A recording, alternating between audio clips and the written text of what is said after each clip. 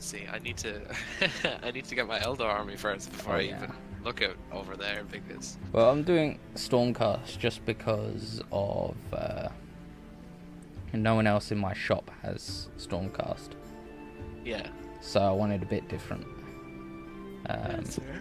And they're pretty strong. Like this guy, you can. So the idea with him is I'm going to Yeah. fly him into the middle of combat because he's a good in melee. And then you can lightning strike units every turn. Oh And wow. I've got flying melee specialists and ground melee specialists. But this guy's special ability is that normally you can't lightning strike within 9 inches of an enemy unit. Right. But with this guy, you can get them in within 5 inches of this guy, even if that's within 9 inches of an enemy unit. Oh, okay. So That's just get really him good. right in the middle and drop in all Just of your melee yeah, specialists. it's awesome. And he's got like his lantern thing. If you pulse that, it's like within 6 inches, everything gets D3 mortal wounds. What? That's amazing. Yeah. And I've got another dude Nice. that does like a 6-inch lightning storm that does D3 mortal wounds. My God. Oh yeah, it's evil. And my retributors, if Yeah. on their wound rolls I roll a 6, I don't roll. No, you it deals 2 mortal wounds per wound instead of, or 2 mortal wounds instead of the damage. So Yeah. no armor saves, nothing, just pure damage if you roll a 6 on the wound roll. So, It's pretty good. that's something you like. It's deadly. They're real evil. Yeah, if you like get the proper situation for that, you can just wreck everything. Yeah, and And it looks cool too. it does look cool. I'm hoping to play the Sylvaneth army that's at my local Yeah. shop, because they've got Drytha, who has like a healing spell. Okay. So in most of the games he's played, she's always stayed alive and has always murdered everything. But I'm Just betting I get her can. down quickly. Yeah, I reckon I could bring her down, no problem. Just drop them all in around her, wreck Yeah. her, and then that's it. Just Well, down. even my mooks, my liberators, are made to kill bosses, like things with more wounds. So yeah, they're pretty cool. Hey sheep, Hello, No. sheep. my goodness. Is this Warhammer speak? Yeah, Yeah. Age of Sigma. I've got a new army and it's Age of Sigma, and I was talking about how cool my army Yes. is. Did you level up Cyrilla, Halldamir? Well, to level 9? Yeah. Yeah. What'd you take? What do you mean? You get any new spells? 5th level spells? Oh, my spells. Yeah. Yeah, so I get Raised Dead and Mass Cure Wounds as base. Oh, amazing. That's So great. they're just fucking epic. I don't know. Is that as like your domain? You just Oh get yeah, those? yeah, I just get those. Yeah, yeah. Oh They're forever wow, mine. that's great. Holy crap. I'm thinking of either keeping, either having Dawn, Okay. Dispel Evil and Good, or Greater Restoration. Well, being a cleric, you're not really locked into your choice, which is Oh, I Well, yeah, forgot. that's Yeah, true. you know Yeah, I can everything. just change it, Fair. but Oh, I yeah. need I- short rest. I have a feeling that Dispel Evil and Good will be very, very useful I'm in thinking many the same situations. thing. Yeah. At least in a few situations, at least. So I was Yeah. looking at the spells that my liar gets, and it gets 7 extra spells. Per Yeah, day. it does. Yeah. Amazing. Also, protection from evil and good on it, which everyone has now except me and Chief. So it's nice. Yeah, it's I got some good spells, man. I get some really nice spells. Should have had Dawn on this actually. Is Dawn like the cylinder like blast spell thing? Yeah, yeah, it's in Xanathar's Guide to Everything. Oh yeah. It's, let me find the text for it. There it is. Until the spell ends, and it's a minute concentration. Uh-huh. A 30-foot radius, 40-foot high cylinder of bright light glimmers at a location you specify within range, and it's like a 60-foot range. This light Wow. is sunlight. Each creature in it must, or as the cylinder appears, each creature must make a con save or take 4d10 radiant damage on a failed save, half as much on a success. A creature must also make this saving throw whenever it ends its turn in the cylinder. Yeah, I was actually saying to Sheep, he's taking whole monster. So if you pop down Dawn and I pop down Wall of Fire in the same spot, that is a lot of damage per Oh turn. yeah. Well, And think. then whole monster, that would be absolute Yeah, overkill. that's what I'm Well, saying could though. you- It's amazing. Think of it also is undead, or not underdark creatures. Yes, They get hate disadvantage sunlight. from They get sunlight. and it creates sunlight. So there's such a good spell. Yeah. Also, Yes. let me link something in the Discord.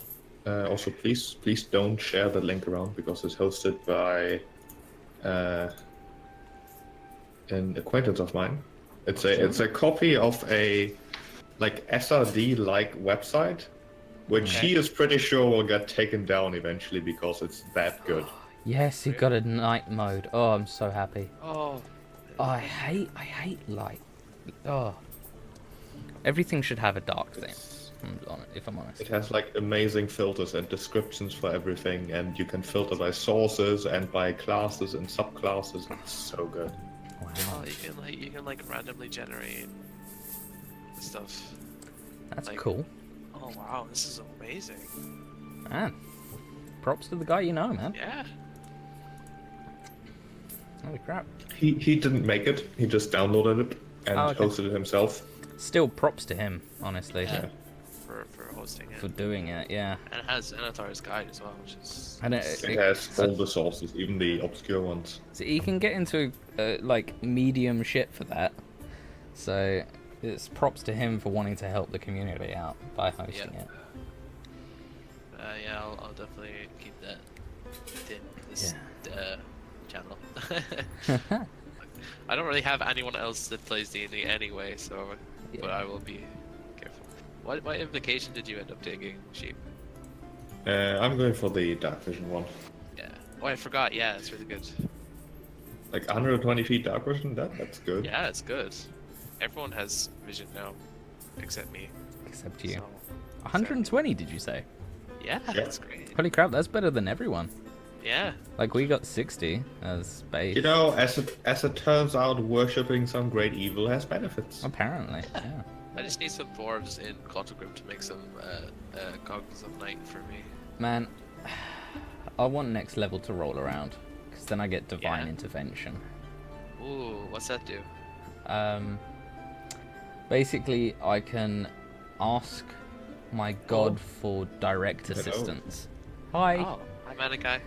And if I roll a number equal to or lower than my cleric level, my deity actually intervenes. Oh wow, that's great. Yeah, it's super cool. Be funny if you're in the Underdark and she's like, actually no, I don't like going down there. Sorry. It takes you out. Yeah. Puts you on the surface. It's like, oh god, I really need your help. That Alright, no. ability would be hilarious if you were like a trickster cleric and you're like God is just a huge dick. You're like, I need help conquering I this. need help to sword, and then he gives you like, here is a sword, fish. I hate It explodes when you Here's use a it. sword made out of cheese. the cheese sword. Ooh. Oh yes. Been a while. How are you, Manikai? I'm doing good, thank you. That's good. I was like, hey Janice, Hello. the gang's all here. Yes. Except TDS. Well, yeah, but yeah. he's expected not to be here. Wow. He's because he's a fucking traitor. That's why. Yeah. I wasn't looking at Discord. I just Didn't assumed. I didn't want to talk about the trader, but you brought him up. Traitor? Traitor. Traitor.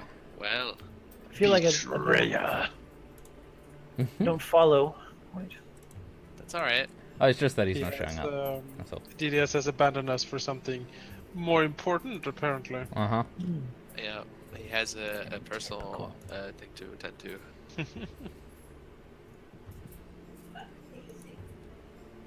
That she How does. can you get more personal than this every Saturday? It's so important.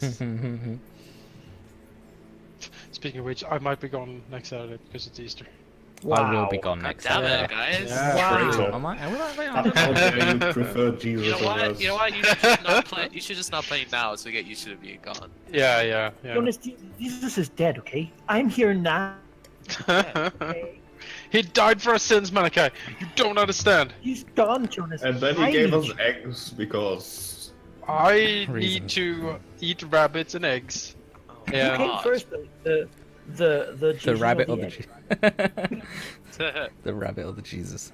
Jesus is a rabbit. That's how you use problem. Wasn't it that the first pope was a rabbit? Yeah, that's South right. Park and about that once.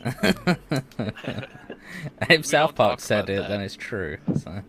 And I mean, Neil has converted me to Catholicism now, so it's gonna be like Ah. choir boys and Right. incense and just screaming choirs. It's I gonna love- be. It's basically gonna be Imperial 40K. It's gonna be. I It's like gonna how be you up in said here. I converted the skeptic from atheism to Catholicism when I'm not even a Catholic myself anymore. So. I don't know how that works, but if you Deus like Vult. to enlighten me. I mean, Yes, he well. showed me, and it was like looking on the golden throne of Terra. You know, it was just Aquilas and choirs and just. Your little mind angels would walk survived away. that? At New Year's, we watched like the Queen's speech, Yeah. Yeah. but after that they Obviously. had like a ceremony in the church, Oh, it's a good Yeah. speech. and it was a lot of people walking and racing like half moons into the air and stuff, and I was like, what is this? This doesn't look Really? at what? all like Christianity. In the I don't UK? even- What?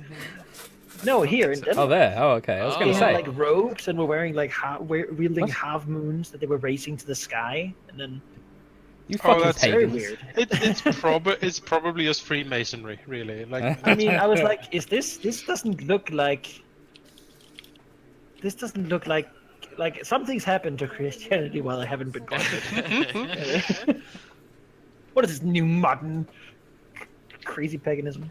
Mhm. My old times we burned witches and we were happy with it. Servers up. Oh my Wonderful. goodness. I have a lot of things to add. I imagine. Actually, can someone post the IB because I have lost it? It is it's pinned. It is pinned, my good friend. Oh, thank you. I pinned I'm it. so last lazy that I didn't even look. Thank you. Oh, why are these areas not? Like, Yeah, I need to remember not to join as a GM. That would be silly. time. Yep, that sure would be. There we go. then I'll join as a player and just play role and we just Yeah, switch. I'll just switch We'll off. take it roles. from here. Can you just send me all your prepared stuff? And This, by the way, is a place where most people who end the campaign prematurely ended. Oh, Oh, really? Because a lot of people don't want to go back.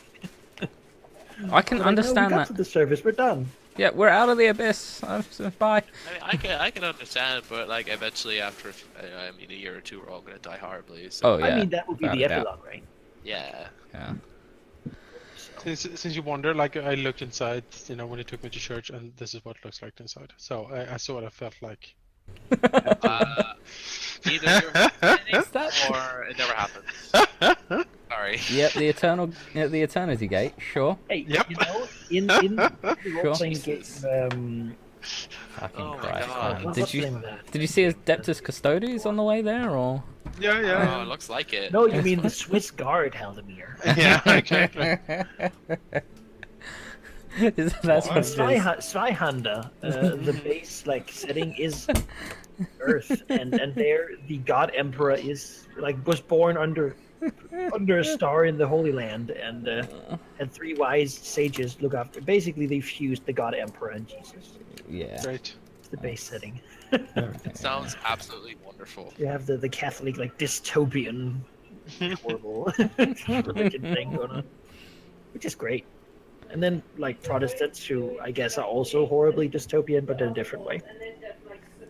Horribly dystopian, but in a different way. Good, good. Oh, right. I have to add a lot of spells. Where's the wizard list? Yeah, the problem that we're now encountering is that the framework is now like the spell list doesn't extend much past level 4 spells. I Wait, don't does it not? think Yeah, it because does. No, Should have it all. does. It goes up to level 9. It Yeah, just no, doesn't but- have these Zenithal spells. it doesn't. Oh, No. Like let's see. The spell evil and good. Yes, greater restoration, legend lore, mass cure, wounds actually has something. Raise dead does. you mean like to use? It doesn't spells at a actually higher have- level slot. Yeah. Oh, sorry. Well, yeah. no, I it thought doesn't you meant- actually. No, it doesn't even have like the. If I click Oh, on the the macro, drop-down it does option? nothing. No. I think. Oh. There's nothing linked to it. Oh. I've only got 3 spells at level 5 that link to anything in the spellbook. Which ones don't? Like Contagion. Dispel evil and good. Greater It restoration. doesn't do anything? Yeah, it just says unknown macro, greater restoration 5 at lib spellbook. Spellbook. I mean, if you go to my character and click, Lib Spellbook does not have a 5th level spell called Dispel Evil. Good, that is true. yeah. So like I've got a whole list. Most of my spells in 5th level that I'm going to be using don't have anything in the spellbook. Oh, I, that's. Yeah, I'm not mean, actually- I wouldn't complain if you guys want to update it yourself. I mean, Be doing I mean, that, but if it's possible, but I don't know. no. I don't know. It's certainly possible. I wouldn't know how to do it. I think that I feel like that's a sheep thing. I mean, I mean, it shouldn't be that difficult. I don't know. I don't know though. if you Just if you show me how time-consuming. to do it, then I will. I think I have NPC spellbook. That's my one. do, yeah. Does it have Dispel Evil into it? It's fine. I'll just use. I'll write my own or just tell you what they do. Are these? Oh, Yeah, I can do it with my NPC spellbook Yeah. Oh, because wow. it doesn't reference anything. It just Oh, it just splats it. Oh, yeah. interesting. Because most of the NPC tokens don't have class levels. Yeah, Class slots. They cool. just have like They just do their thing. use per day. Yeah.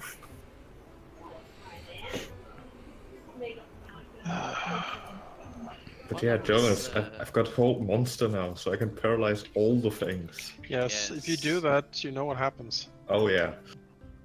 Just destruction.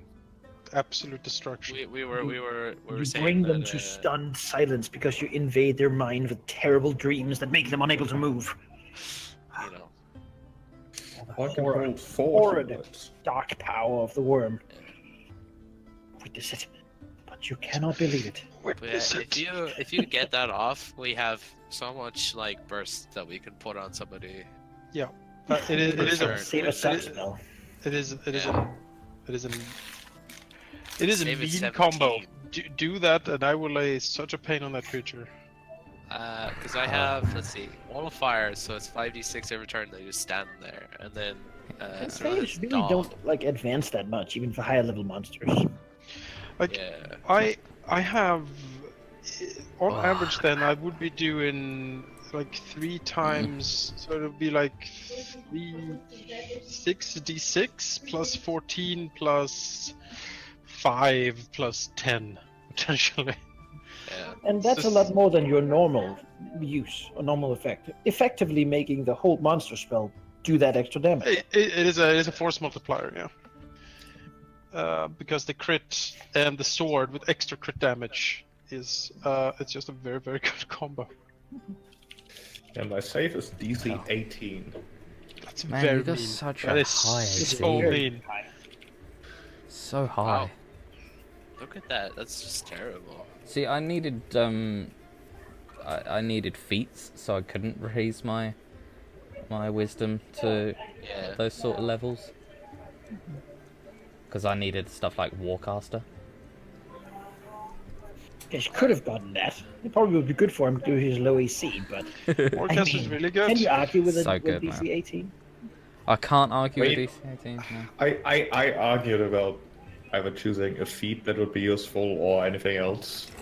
Yeah. But Charisma is also the thing I like to do out of combat, whereas Warcaster is completely combat focused. So, just Charisma does everything for me. The issue with using spells on my list, like for my lyre, is that If there's any damage calculations, it just doesn't work because I have to cast it as not my class. Yeah, 5d8 minus Plus- 5d8. Equals 0 or 1 or 2. But it's I mean, fine. the You button have, is good to. like wall of force, wall of flame, wall of stone at least. Stone shape. I don't have wall of stone, Okay. Yeah. but those are Stone fine. shape. Oh, actually, that doesn't work because I'm not a wizard, so it doesn't even let me show it up. Oh, thank you. Like you can take them from the NPC one, I think. Like it won't, because it won't track from your spell casting. Then Oh, sure, yeah. if you take it from the Also- NPC. Okay, okay. Malachi, Jonas, I posted a link in the D&D 5e Discord, which is, I mean, just look at it. It's an excellent website where you can look at all the spells, everything, with tons and tons of very convenient filters. So if you need to look something up, this is the way to do it. Okay. So see, when I click on the NPC spellbook, nothing shows up for me. Oh, Because I don't probably think because I it's can like not see for it. you. Yeah. Which things do you need? Let me go to the wall. Let's see.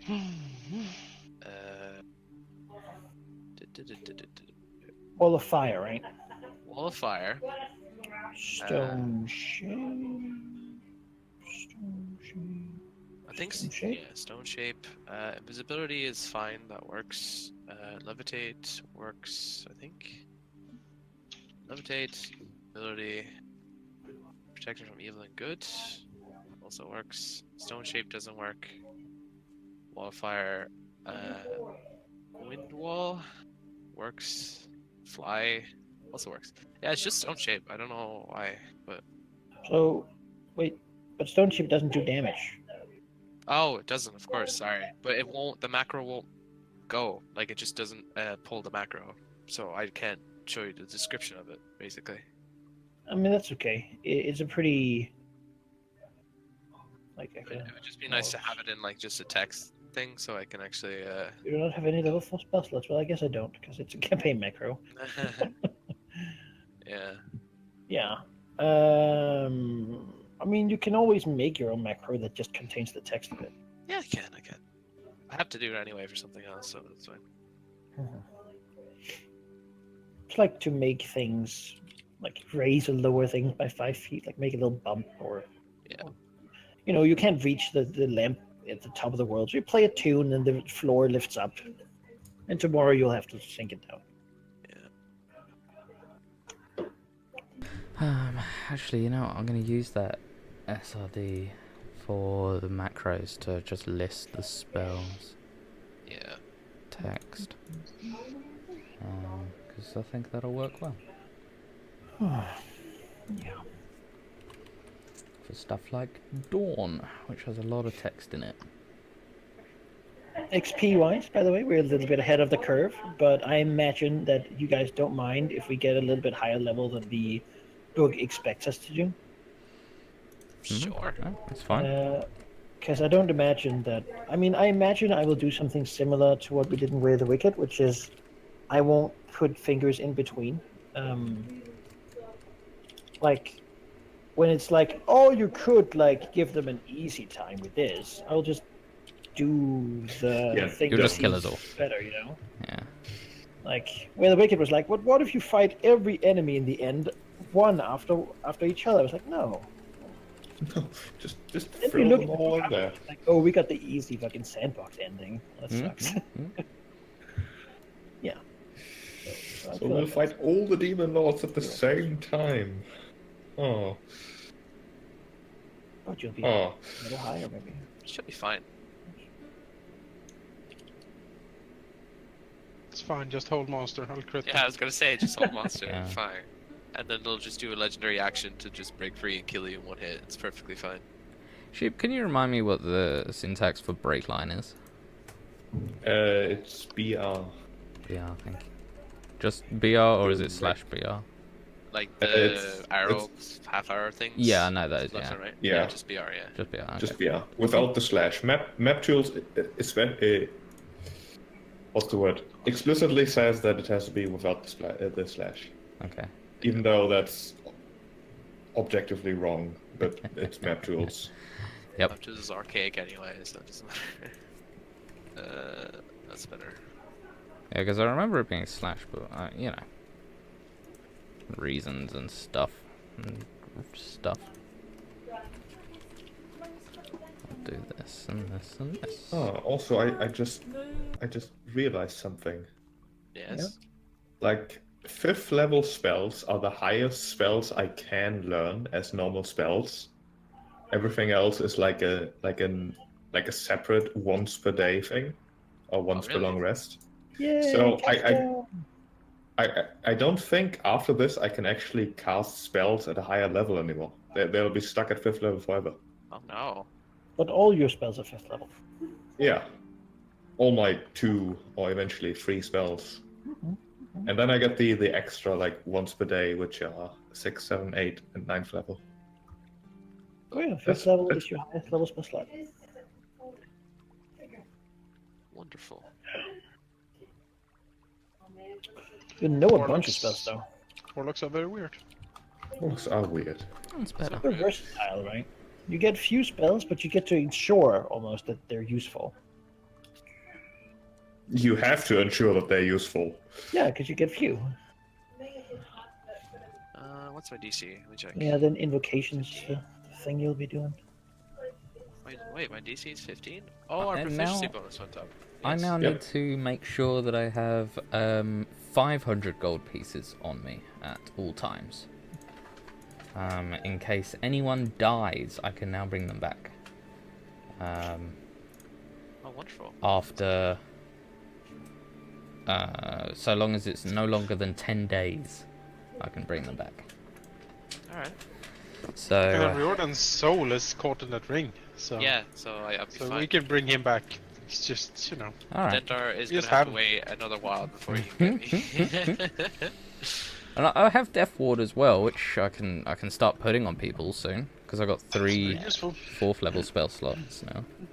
I mean, imagine how difficult Liam would be to kill if he also had Death Ward. I know, but I'm wondering... Whenever I used to play a healer, I used to keep myself up before everyone else. Uh-huh. I used to be the last to die, and do you remember how good a healer I was? Yeah, you do. You remember. Yeah, don't even. Come on. I don't even remember you playing a healer before. What? Wait. SWATO we did? I was a What? healer in that? Oh, Star Wars The Old Republic? oh, that's not a role-playing game. Oh, man. It's an RPG. It's an RPG. I have a heal grid for D&D. Ah. Just healing, I'm used to that. Just spray the goop all over me. Spray the goop. I mean, Also, because I you don't tend to can't go pick down the that spells I often, though. picked. You don't What? tend to go low. I can't pick those 2 spells I picked because last time I already picked a spell that I wanted to use in the downtime for things. Oh, so you can't So, swap so now? I need to pick that. Oh no. I'll keep Hold Monster though. Oh, I can now hallow stuff as You well. also got your either dominate personal telekinesis, right? Well, those are available for me to pick, but I don't get them Oh. automatically. Okay. Yes. I had picked Because Dominate warlocks can't have nice things. Yeah. Since I Sounds like since I someone's get salty. advantage on my charm stuff now, I picked Dominate Person. So You could now you have available to your ascendant steps, so you would never have to walk anywhere. if you want it to be cool. I Yeah. want that. Just cross your arms and hover. You did get a new invocation this level. He took the Dark Vision one, I think, for 120 feet. Oh yeah, I didn't do that yet. The Devil's Sight, although it's probably not Devil's Sight, but like something else. Dender's vision. Yeah. Just I mean, reskin it. Then Dender's obviously wants me to go back down, so Vision. I need to be equipped. Alright, so let's save New Cirilla. Not in that one. Can you give me your old eyes, sheep? Dice. Pull them out. I need to see more than 30 feet. To the So sword, flip my that, kid. you could also get otherworldly leap and get jump on yourself at will. So just jump super far all the time. Boing, boing. Become a dragoon. It's fine. Actually, Cirilla won't even be anywhere near there. She'll be over here. In Silvery Moon. Well, near it. No, come back! Ah! Fuck you all. Oh, here's you. Minions of chaos. I will say, Malachi, that it was a lost opportunity that his clone was not a doppelganger, because you could have done the voice. No, you could have Jonas do the voice. It is useless to resist. Good God, man. Jonas, That was so really loud. I mean, check it on YouTube. It is Holy crap. They all know haste and mirror image and blur, and you're just, Yeah. I'm so sorry, stream, and your any headphone users. My I like how God. you're like one of those chickens that you press in. You just hit the noise. Yes. Yes. Have you seen the video with Adam Savage when he made the Oh, yes. like that contraption Yeah. for it? Oh. Oh, that's great. the level 14 power for that old one thing is just so cool. If it pleases you, that destroys my throat. I can only do Good. it once. Good. Yeah, the level 14 power for the Great Old One is amazing. You can make people your thralls. See, Infect their minds with alien magic. You're like, it's a shame that Yes. we don't get Yes. up to level 7, or we might not get up to level 17, because 15, I thought was what our yeah. limit was. We'll see. Well, We'll if we see. do, that means that whenever I need to roll one or more dice to restore hit points with a spell, instead of rolling the dice, I just heal the maximum number. Wow, blessed healer or something. No, that's It's your moment. supreme healing. Supreme healing. Yeah. There was an invocation I could have chosen that would have done whenever my familiar is within 100 feet of me, which is always. I Yes. always heal the maximum health from anything that makes me regain health. Wow, that would be really good for you, That's really because good. you know the AC problem and all. You know the problem where you take a lot of damage. I don't want to talk about it. Maybe I should put Death Ward on Gesh in case, you know. there's a lot of cool invocations. Imagine Yeah, I if was as a looking warlock, at you just don't get enough of them. Like, you want them more. I Always was looking more. at the Pact of the Blade or something, whatever you call it. Those ones are really cool. I think that's what Dark said. Like when he was playing a warlock, everything looks so cool. It's just a matter of picking which one's the coolest. Yeah. You know, It's- Manikai, if you it's ever have annoying that- a Warlock NPC, then go wild, you know? Oh, yeah. Yeah. Have fun. Well, Oh, it God. turns out most NPCs take really not suboptimal shit. Like, Yeah. Yeah. yes, I think I like make cooking, so I put all my skill points in that, and you know, I Oh, yeah. can have all uneven abilities. You know, nobody's perfect. No, except us. they are not PCs. They don't get to have the like Power of- metagame knowledge of what's useful to you. When you Effective choice, I'd like to call it. they have to live in the world that they create. Yeah, basically. They can't be murder machines. No. Poor NPCs. Poor NPCs. It's like Santa Claus did with the Wicked. He had like all sorts of stupid feats about being good at healing comrades, and he would never fight in a battle where he had those. So, you know, it made sense. It's just a wasted feat slot. Yeah. Bookshelf Santa was amazing. Imagine if he had been optimized.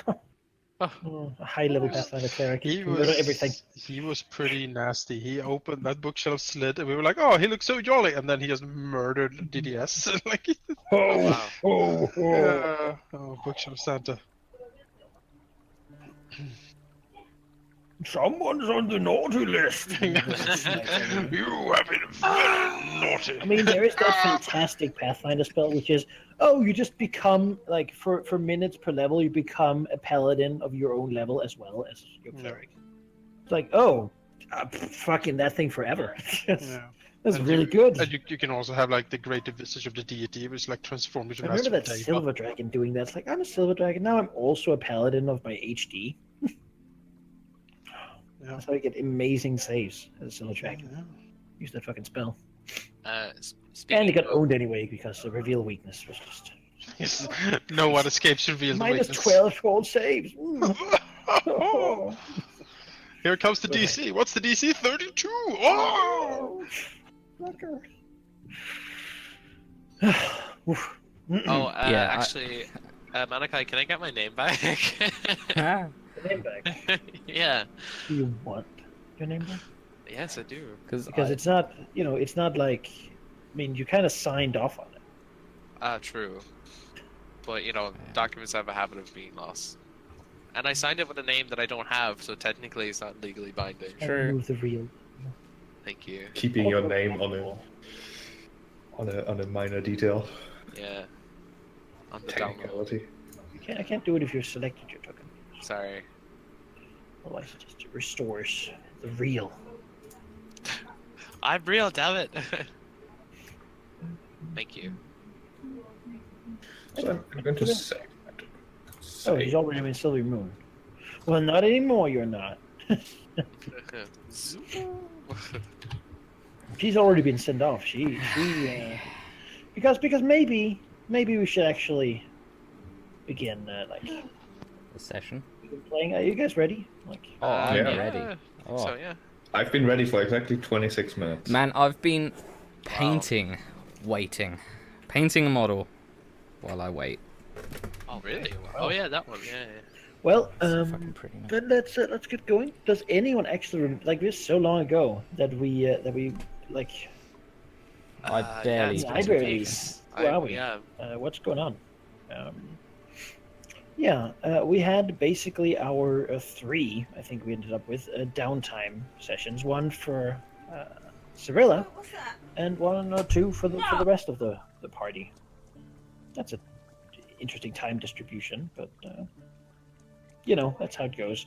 Effectively ending with the main part of the party being told, "Oh, you guys. Oh, yes. You say you've been down to the Underdark. Well, someone's looking for you by name. Actually, could you? Actually, you're going to Gauntlgrim now." Lord Neverember saying, "There's King Bruno Battlehammer has asked for you by name, and he might make my city very, very wealthy in a few years. So, off you go." No one really had a lot of objections, though, because they were sort of intrigued by this opportunity to go to someone who actually wants to meet them. That's exciting. Having mostly heard good things about the king from both Liam and Eldith, really. The reason that they were asked for, which we did not see, is that Cyrilla really has had a lot more time in Silvery Moon than the party has had in Neverwinter. She travels about 50% faster, even when just walking. Meaning that she's gotten a lot further in the time she's been around.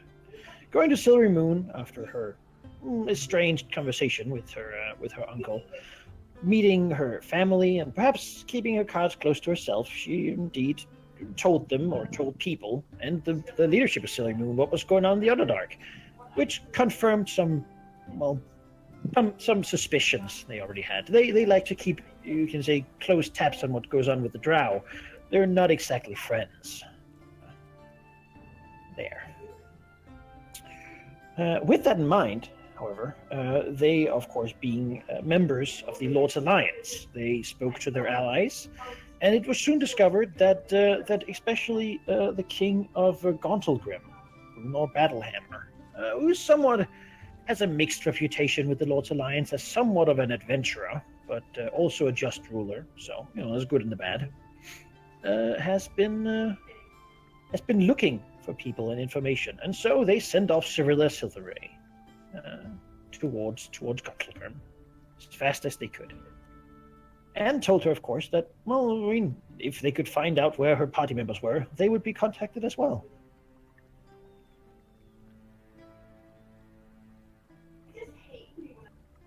Oh, that's why that happened.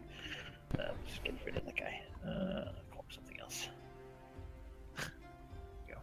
Whenever you move the Riordan Hearts back, the map just puts the fake one on top of you. Oh, sorry. It's like, why is that round? Oh. I've renamed him, so that doesn't Thank have it you. anymore. I was confused for a moment there. Don't duplicate name tokens. Meaning that Cyrilla really has a head start to Gauntlgrim, though her way is a little bit, you could say, harsher. Going to Gauntlgrim is not really a simple task. There's no road, really. Many, many years ago, it was the capital of the Dolzoon Empire, an ancient dwarven empire which was mighty and had all the things that you imagine ancient dwarven empire having, right? Tons of gold and jewels and caves full of mithril and iron and giant forges and whatnot. And the city and empire was really built on Gauntlgrim. Gauntlgrim itself having been found by the dwarves, a massive cave system that is on top of a place where a primordial of flame was sort of imprisoned by the gods in the time before time. The dwarves, of course, finding this prison and thinking, oh, I mean, a primordial fire, let's make a forge here. And that's what they did. And, I mean, that makes a really hot primordial flame forge, known to be so warm at the center that you could cremate a red dragon in there. Eventually, this power, of course, kept dragging problems to them, and eventually orcs from the north invaded, as they do, this swarm being so big that it split the old alliances between elves, men, and dwarves, and each separately sort of fought alone, until heroes of the day ended up stopping the threat. Not before, however, Gauntlgrim was destroyed and fell. And since that day, dwarves have not ruled it. It has been ruled by many things from the Underdark, often enough coming up to seize the power of the primordial forge, but not before the expedition. Bruno Battlehammer and his old friends went there to save the realm. Has dwarves really been there? Now dwarves have been there, banishing the drow and orcs that were keeping the place. Liam, part of that sort of expedition. They have begun rebuilding and finding many of the things that have been left behind. The place, of course, after hundreds of years without dwarves, being somewhat of a mess.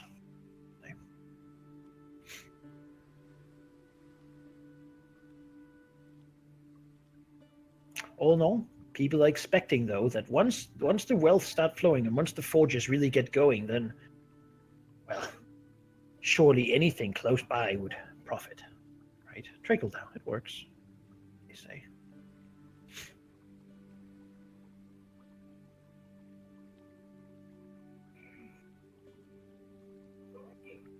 Cirilla does have the ability to do sending, meaning she can certainly inform her companions of where she might be in the world. Are you trying to basically match your speed to theirs, Cirilla, or are you fine with them getting there before or after you? I imagine that she would like to get there around the same time, if not before them. You'll be down here at some point. I've been waiting for 2 years. It was but a blink of the eye for me, but it must have been so long for you. You're already dead. Oh. Gosh, Ma, you're so old now.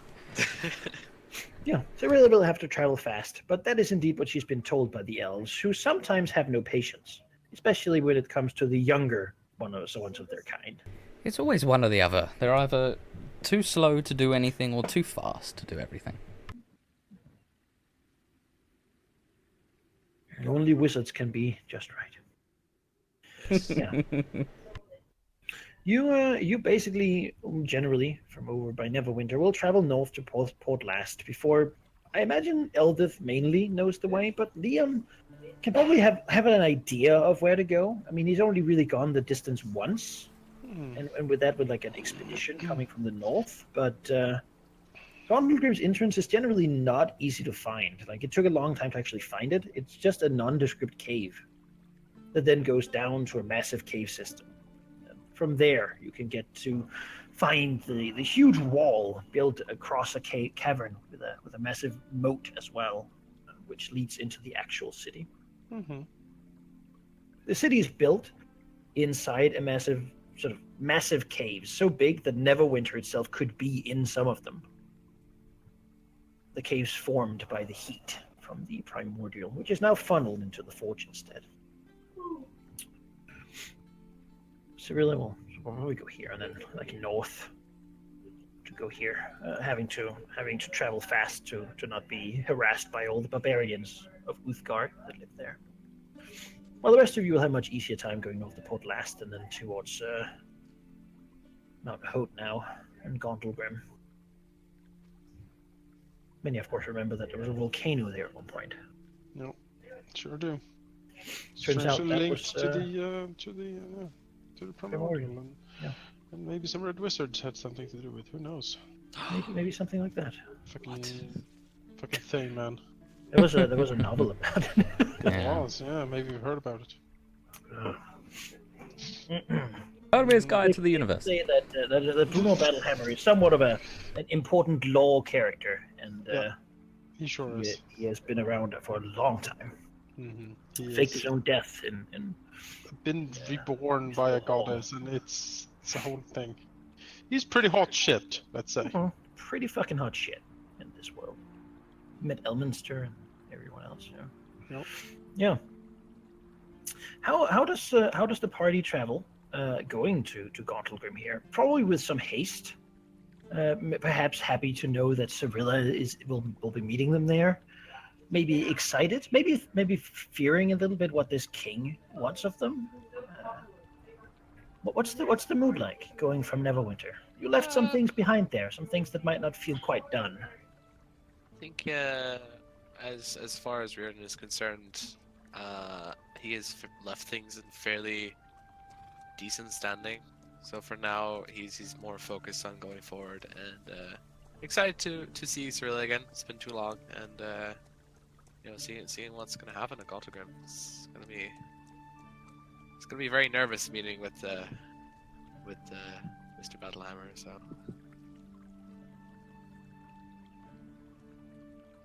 King. yes. Well, Liam is excited. He, it's exciting coming back to the place that sort of started it all for him. And he was, thanked by the king. Part of him thanking the soldiers in a big speech and such, but he stood before him, and he was very impressed back then. So, if Bruno Battlehammer needs help, he would be certainly willing to listen. He is. To him, Bruno Battlehammer is one of the great lords. Like, he has done things for his people and for the forces of good on the Sword Coast that cannot be underestimated. I think Gash is mostly relieved to once again get away from his family, who knows best and all those things. Determined to head back down into the Underdark to finish what he started, to this time for sure go find the library, no exceptions. Last time it was sort of a higher priority to get his companions to the surface, but now that's no longer a problem, so the library may or may not become priority 1. We'll see. It's still the solution to all of our problems, so why wouldn't we want to go finding it? Perhaps he occasionally has a bout of ranting anger, where he just complains about how hypocritical his brother was in his speech, where he said that he accepts Gash and then questions all his choices immediately afterwards. It certainly looks like Gash enjoys just complaining a lot about his brother. It's fine. We enjoy it too. But generally his mood would be rather upbeat almost, despite the whole demon invasion thing. Perhaps because of the whole demon invasion thing, really. He gets to be the hero. Gets happy? How dare he? Unnerving. Eldith is triumphant as she goes. This is what she wanted. She accepted that there was shit in Neverwinter to deal with, but she's longing to go home, longing to see her friends and family, and just going to Gauntlgrim after this journey to her is something she never thought she would be able to do. She recognizes that it's because of you, her companions, and it's sort of, in a way, made a bond between you and her that she doesn't like. This is sort of something she never imagined, and she could never let this go or forget it. she is effectively on your team, like forever and ever, right? Whatever you need, Eldith will be there to help you in whatever capacity she's able. You know, Liam would probably talk to her about that in a way because he would completely understand if she wants to stay in Gauntlet. It's her home. Like he wouldn't ask her down again with him where there's death and madness. You know? She wouldn't ask him down there either, but she's seen something that she can't just let rest. And what would you do without her? Yes. Oh, Well, in that case, Liam will say that he will be honored to fight by her side again.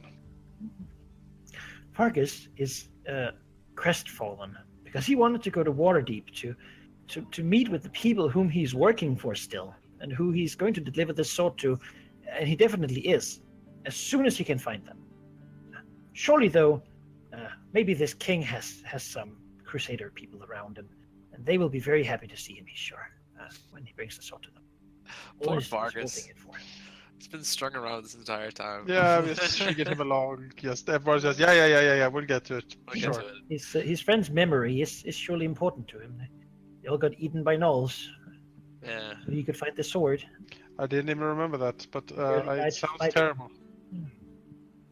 You know, it was him that helped us get out with the amazing sword that he Oh no, I remember Vargas, of course. I just don't remember his friends at all. Oh, no, I'm No, just they saying were he died. helped a lot, They that's died all. before you were. You found him strung up in webs because he fell from Yeah. above into the web. Mhm. Oh, I remember him. Mimic ate your hand, Jonas. Yes. That was a Yeah. good time. But the rest of his party got eaten by rabid gnolls. Were much Oh. more aggressive and mightier than they expected. We ran into them, I think. And so, Yeah, it sucks. he's gonna fulfill his promise, though. Of course. Well, eventually. Jimgar dislikes the sun. He's not a big fan of it. Then again, I mean, no one expects him to, and he still does what he does, though he's betting a little less because he doesn't know a lot about the surface, seemingly. Like, it's not his area, and so he's sort of at a disadvantage whenever it comes to what to expect. Sometimes he embraces it, sometimes he doesn't. Sometimes he just bets on the flip of a coin. Perfect time, Gesh, to fleece some money out of him. Cinder is still flying around, just, doing his own thing, really following you because, well, you're his family, and he wants you around. You might need him. Family sticks together. He knows that much, and well, in time he'll be even bigger and stronger than he is now. Hmm. Has he warmed up to anyone else other than Liam and Gesh, or is he just? He can talk to you and listen to you. It's not the same bond as it No. is, but he acknowledges you as companions. Okay. He certainly doesn't. He's not gonna go stir crazy and burn me to a crisp or anything, right? No, doesn't seem Okay. like it. If he does, he will get a spanking from. Oh, that's great. I'm charred to a crisp, and all you can do is go, "Oh, you shouldn't have done that." I mean, he's Cinder." just he didn't He's a mean to. You child. know? Yeah, he didn't mean to. He just wants It's to fine. play. Didn't know what when he you did. when you resurrect me, I'll be very mad. Pick up the ring. Are you in there, Jordan? Yes, yeah. His Yeah. snark coming out of the ring. The ring has cursed you. You feel whatever you felt when you died forever. Oh, no. it burns. Oh God. Yeah. That would be Cirilla's horrible. travel is very lonesome, though. How's she feeling about going to Gauntlgrim at the behest of a dwarven king? What do you mean it's lonesome? She left with friends. Shut up. Oh, that's right. We Um, don't know that yet. Did she tell us, or did she not? Maybe she wants to tell you in person. Yeah, she Yeah. definitely wants to say it. And we're like, give her regards to Darendil, and she's like, yeah. Oh, She just I'm dodges still waiting for that moment in game. Man. Let's enjoy the wait for that. Yeah, she's gonna go on a massive guilt train, and Cyril's Oh, gonna I'm get sure. wrapped by it. Yeah. So maybe she doesn't want to actually sending them too much because it's really fucking awkward. Yeah, I mean, I have passed another barbarian camp. I'm on my way. yeah, pretty They're much. like, oh, say hello to the others. Oh, Yeah. Well, she only left with one, and only left with one. So it's even more specific. It's like, how's Darendil doing? I Man. had a great time at the Prince. You know, Oh, he's just in the father is forest. great. How handsome is he now? Not really changed at all. I have an aunt who wants to marry somebody.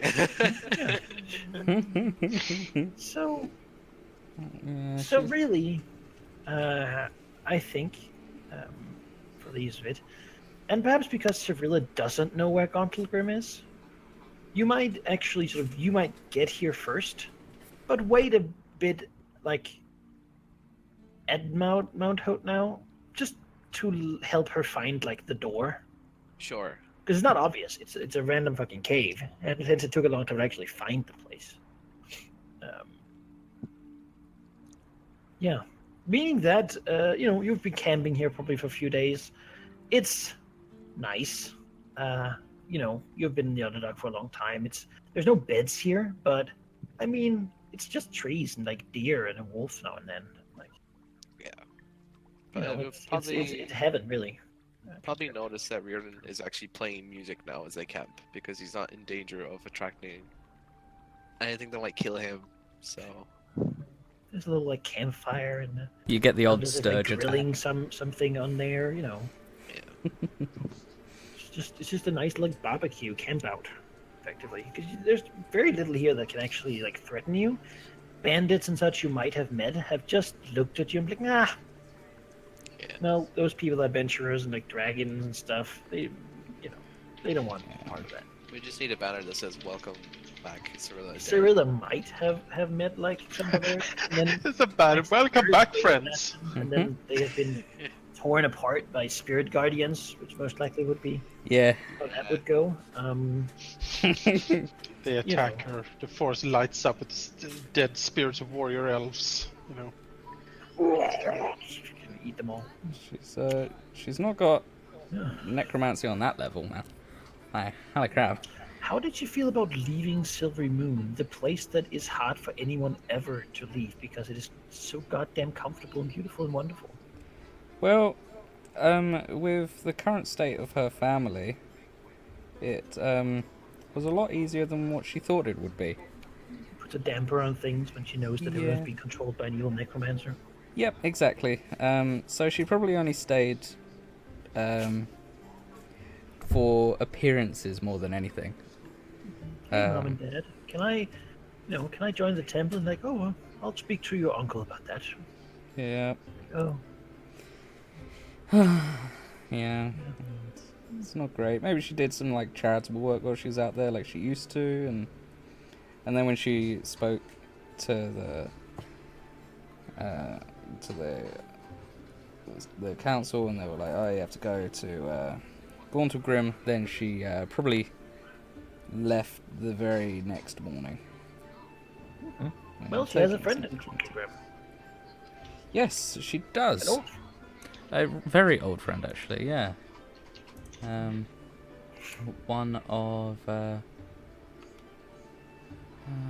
has it gone? Where's it gone? I lost it. It was written down.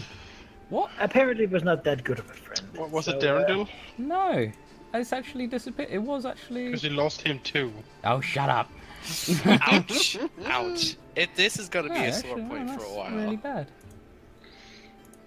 Where's that gone? It's like everything Liam says. Like, So, oh, by the way, at the campsite, basically, Cyrilla is really fast, dark vision and all too. So, he probably has no trouble really finding you, also because you're not really trying to hide. no, play music too. It is so on a it's- mountain, but with sending and like, she's not incredibly bad at like tracking and stuff. Mhm. And Roland probably also going out to do his long rangings might actually find her first and then take her back to camp. Yeah, Roland doesn't speak much right now. Being there and hearing what he's heard from Gesh's brother has really made him worry more about his family. The fact that they might be alive is something he doesn't know if is good or bad.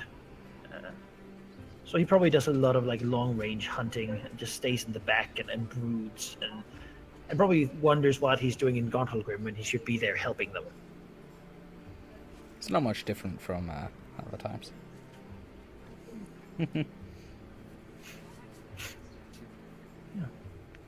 So I suppose you get there, and everyone's sort of like Roland is like out doing hunting or whatnot.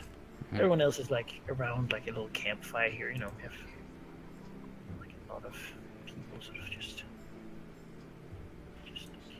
like sitting very close to the fire. Sitting in the fire. Yeah, he likes it. As Cyrilla sort of treks up the side of a hill.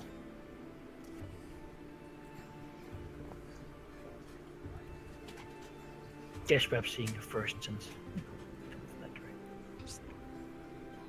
Well, would you look at that? It's a small world indeed. It's not that small if we're trying to find each other. Well, it's small enough that you did, in fact, find us. Greetings, Cyrilla. Welcome back. Liam says, raising a hand. Jimjar reaches out his hand. Farkas hands him a coin. This has been corrupted. What's up? So smile and raise a hand and say, well, I'm glad to be back. How was everybody? Oh, Eldest so gives so. A bit better now that opera's out of the question. Some Oh, of your family problems, but it's Gersh is getting married. Liam Yes. nods. Yeah. Cyrilla Would you just like to minister? she kind of looks to Gesh, looks at Liam, then looks to Riordan and is like, married? What have I missed? An operas? Oh yeah, and Riordan is no longer Riordan. What? Yeah, Hey it's now, a hey long now. story. Shush, shush. I mean, you didn't seem too intent on staying Riordan. You know, Eldif, things sorry? needed to be done.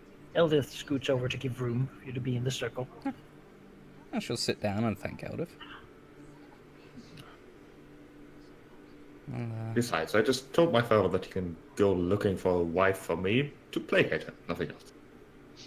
You do know that he will search the entire Sword Coast. Oh, he will. He'll have fun doing it, I think. I'll have fun talking to him and telling him exactly where you are. Send letters to describe.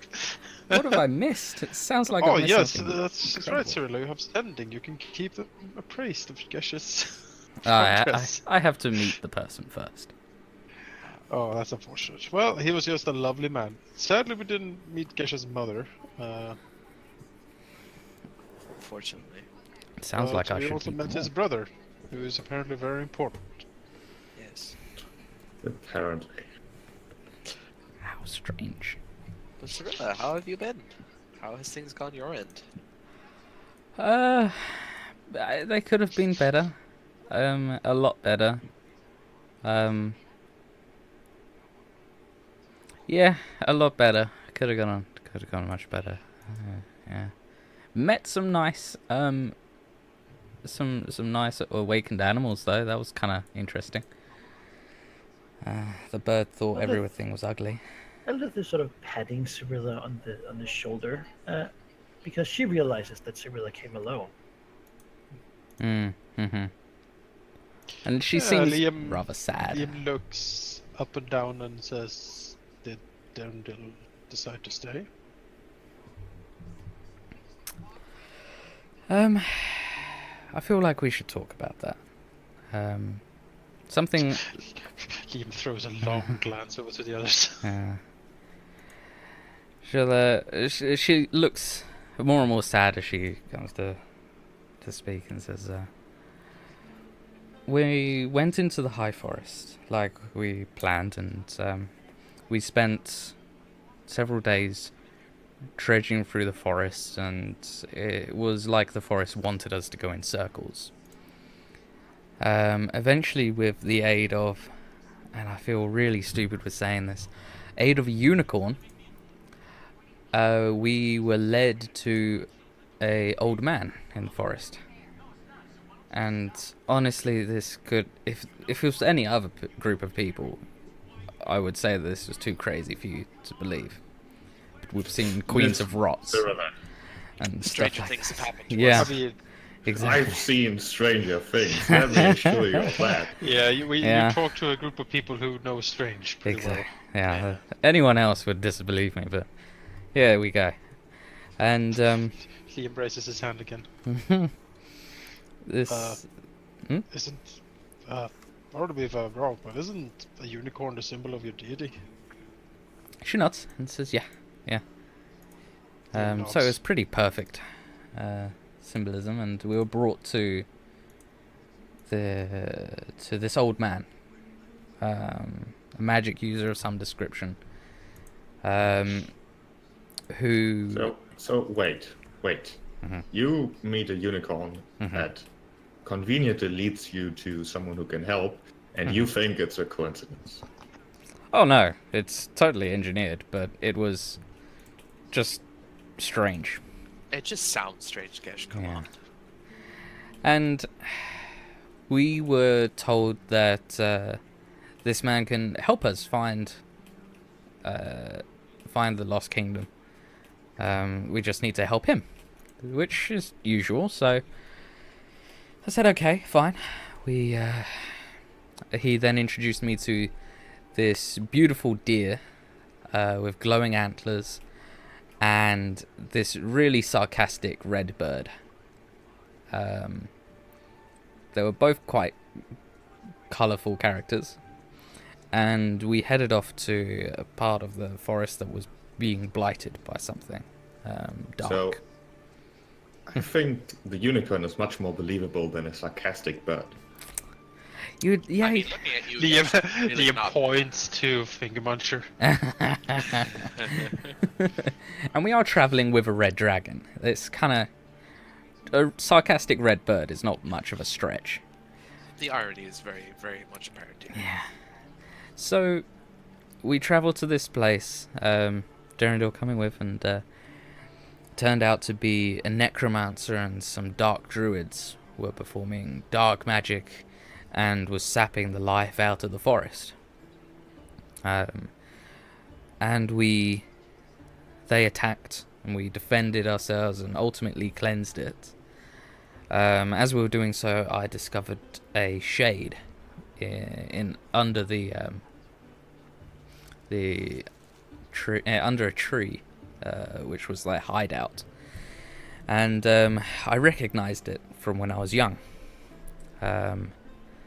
My uncle, the one I said was the one who got the drows to ambush me and capture me, he had summoned it when I was very young, although older than all of you. Uh-huh.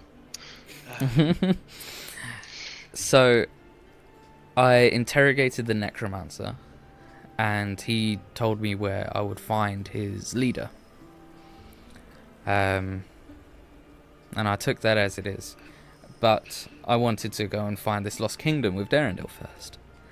The leader could wait. So we went back to the old man, and then he told us that there is no lost kingdom. No such kingdom ever existed. Oh. And that Durandal's name meant freedom in Quaggoth. I think it was freedom in Quaggoth. And that in fact we were all, we all have accepted that we were captured because of our madness, and that his madness was he was in fact not an elf trapped in a Quaggoth's body, but he was a Quaggoth trapped in an elf's mind. Oh. Once this revelation was revealed, the Quaggoth took back control and immediately attacked. My dear companion, my dear companion, he held him in place with magic, and I looked into Durandal's eyes, a completely different person at this point, filled with anger and hate, and I just couldn't. I could only see my friend be torn away. Our friend be torn away. And as the magic subsided and he tried to attack me, I ran, and the old man held him at bay long enough for me to retreat. I couldn't harm what was one of my closest friends. I'm sorry, Cyrilla. She nods, kind of somber, and says, So because you were unwilling to knock out or otherwise restrain one of our most stalwart companions up to this point, you decided to let him just run away mad, shouting Quagga things, probably, through a forest that he's not going to survive in. he wasn't our friend anymore, Gash. And what exactly did you do to make sure that he could not be convinced that he would rather be what he was? Because I can't bestow a curse that was put on him. In fact, that would be the opposite of what I'd want to do. Of course, because he was born a Quaggoth, and now the madness he had before was lifted. Because he is a Quaggoth, he could never again be a friend. Because he's a Quaggoth. Well, because he attacked me, Gash. I didn't particularly want to try and make a friend out of something that attacked me because I was an elf. A mind-shattering revelation, followed by a bout of rage, is all it takes for you to abandon a previous companion? He knew that he was trapped. He had said, "Finally, I am free." He knew he Oh, a was sentence trapped. also on top. Okay, well, that changes everything. She kind of glares at Gesh and says, "Maybe if you were there, he could have ripped your throat out instead. But I Maybe instead..." if I had been there, he would still be with us, because I would have tried whatever in my power to convince him that it might be preferable for himself to have friends rather than be a maddened Quaggoth in a forest that he doesn't know. Be that as it may, Gesh, what is done is done. Hindsight isn't going to change what happened to Cyrilla or him. Can't exactly go back in time. Making her feel worse is not going to change things. You have magic to contact us. Have you tried to contact him recently? Perhaps a day or two of just contemplation would have made him more talkative.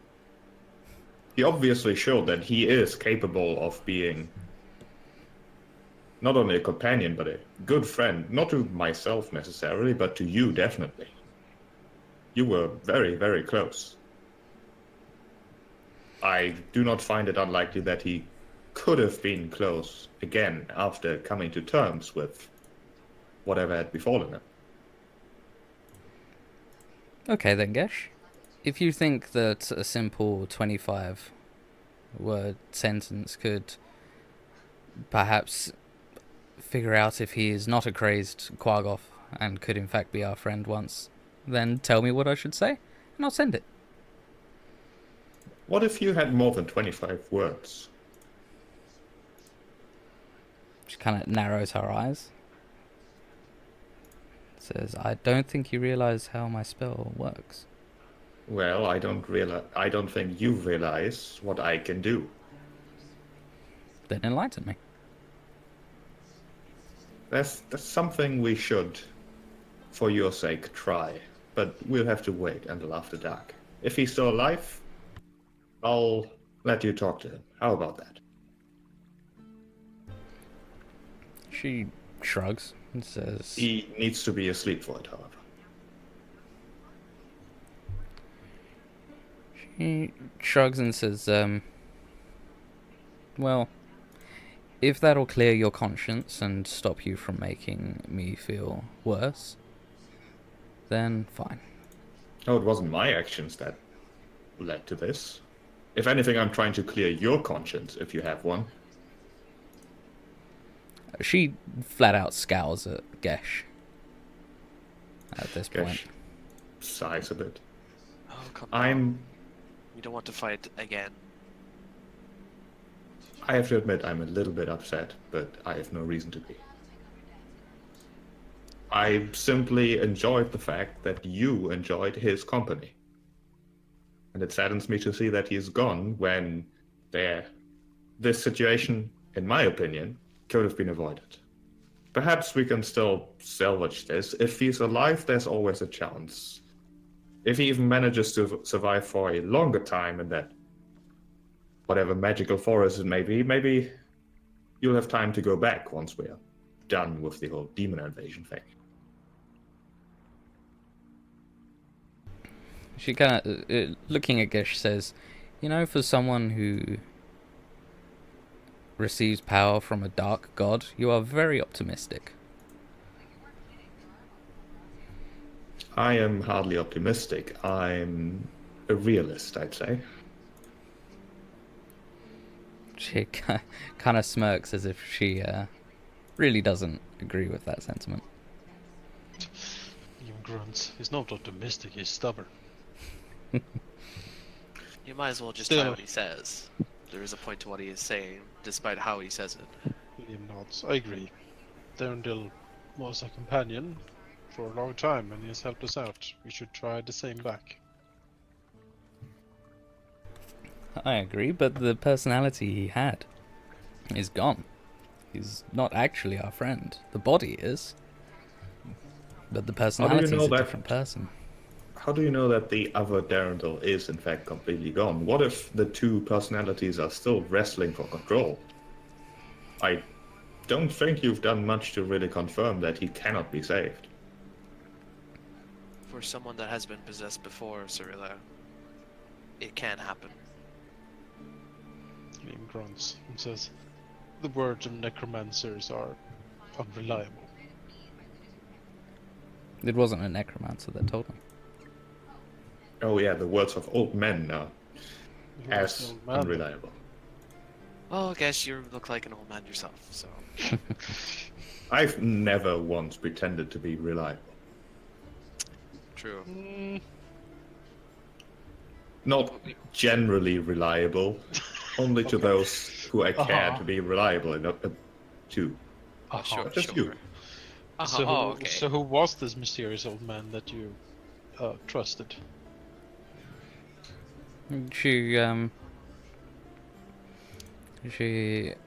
will sort of give like a half-hearted shrug and says, he gave me his name, but it was not one that I could put a reference to. Some forest hermit high on mushrooms, probably.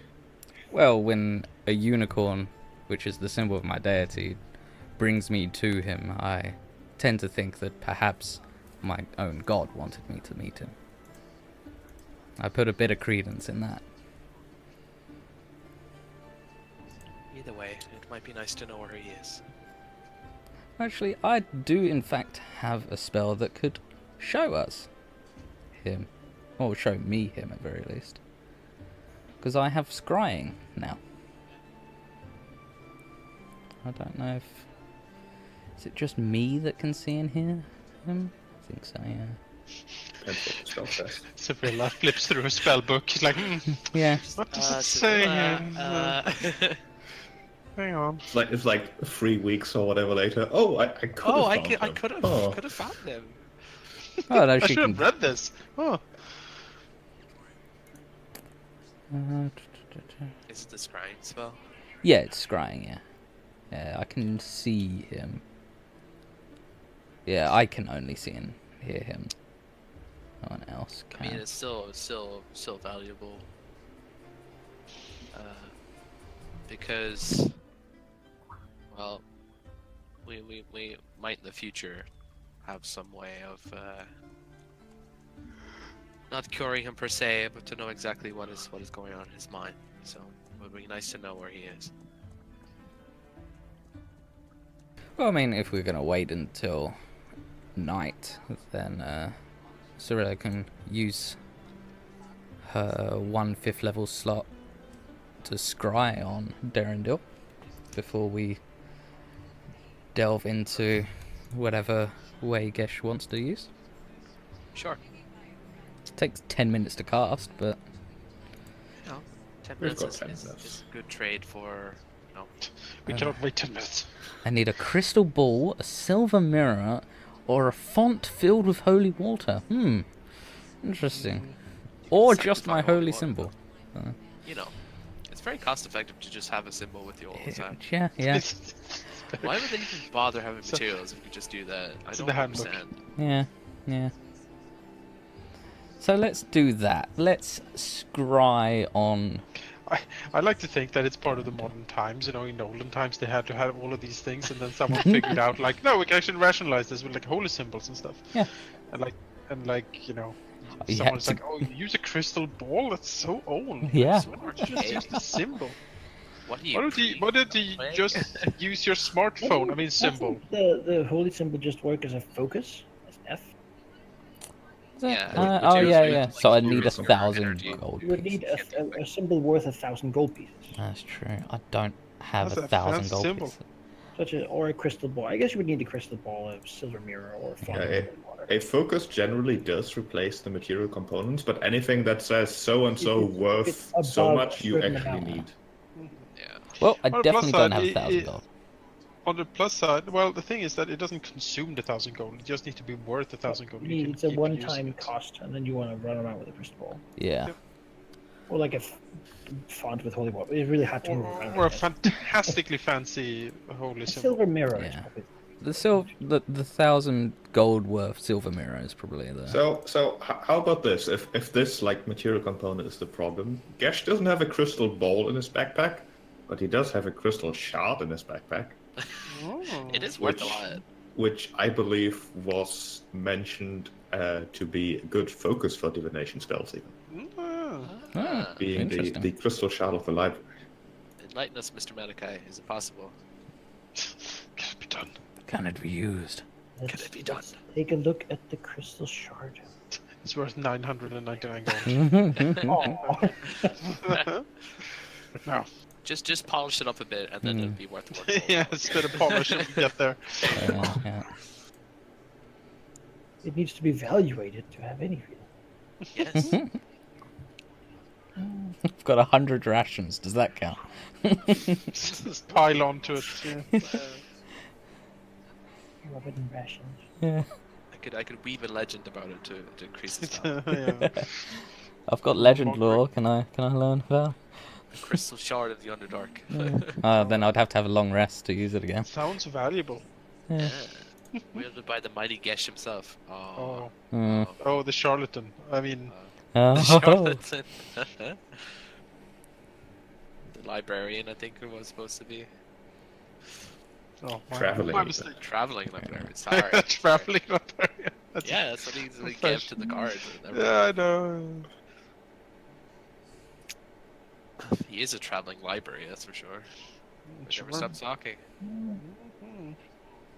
Let's see. You can use it as part of a divination spell as the material component, even if that component would normally be consumed by the spell at the cost of 1 charge per level of the spell. Oh. Its number of charges being right now 10, as it hasn't really been used. It Okay. could be used as a material component of a 10th level spell. Wow.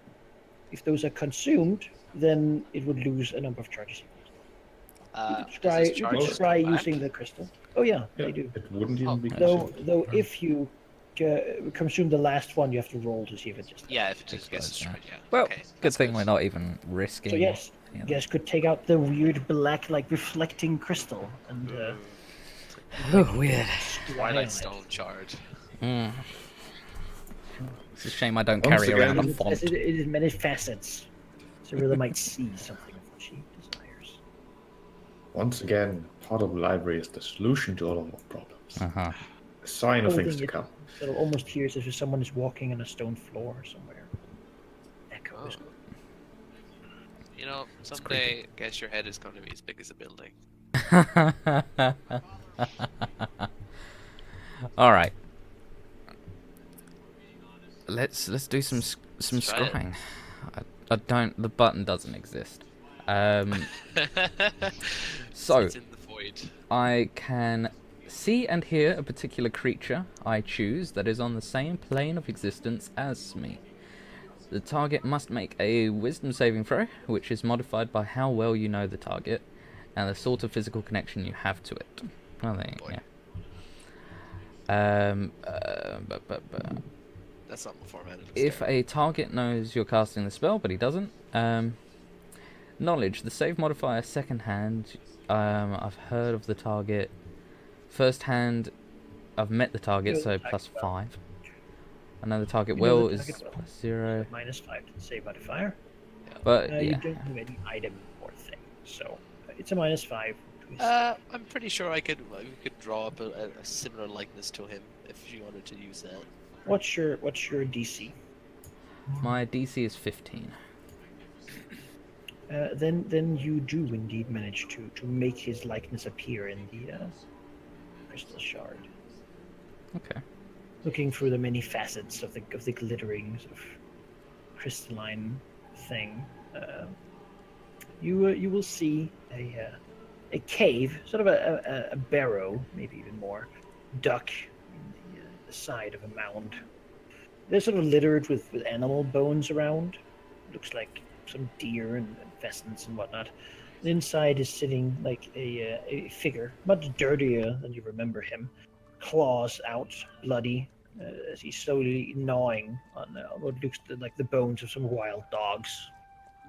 Been broken them and it's like gnawing out the marrow. The cave is very simply furnished, though it has a few things, like a few leather scraps and such, that seem to have been gathered, probably from some unfortunate traveler that might have come that way. The Quaggoth you see is big, stronger than most Quaggoth you've seen. The experiences it gained while traveling with you, probably teaching it quite a bit about how to act. There's no sounds except for the gnawing of the bone.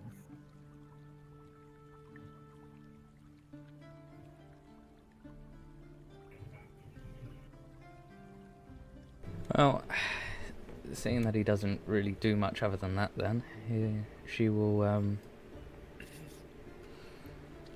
she'll cancel the spell and give the crystal back to Gesh, and looking incredibly upset, will just walk away from the camp. Well, it seems like we have our answer, Gish. I don't know if I take an angry elf walking away as an answer. No, but more of an indication that things aren't as well as we might want them to be. I do not remember believing that things were okay yet. We haven't done anything yet. No, I'm just saying that it wasn't good, whatever she saw. I'm willing to put 2 gold pieces on him still being alive, Jimjur says, looking for takers. Eldith gives a frown. Depends on your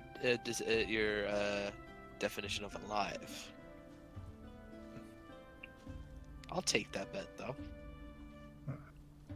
Saying he's It's not a dead. good What? bet if nobody's betting against it, though.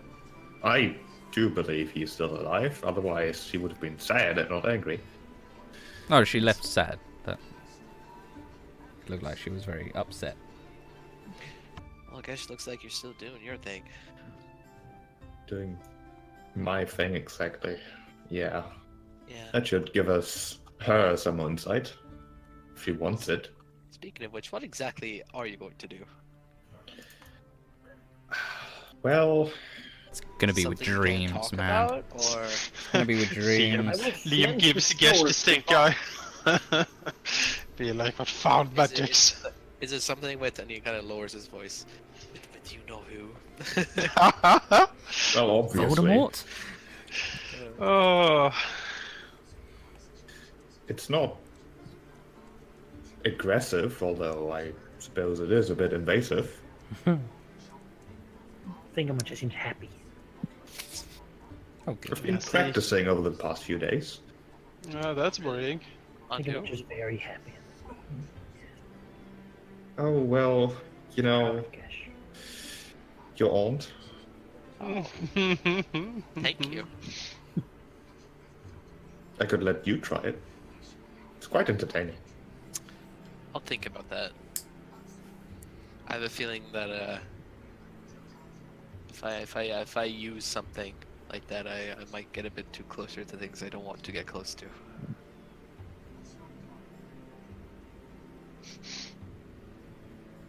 Bit too late for that, really. True, true. We'll see, Gash. Maybe you can teach me. Liam looks even more. Weird just looks and gives him a wink. Liam does not smile. That's good. Don't joke about ancient gods. Yeah. Oh, teach me some of your horrible lost magic. It's like, I mean, technically I already know some of it, so... see, you're not helping.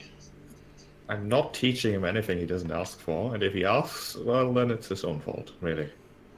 I think I've once or twice or many, many times explained the risks behind my associations that I am very much aware of and want everyone else who also considers these things to be aware of.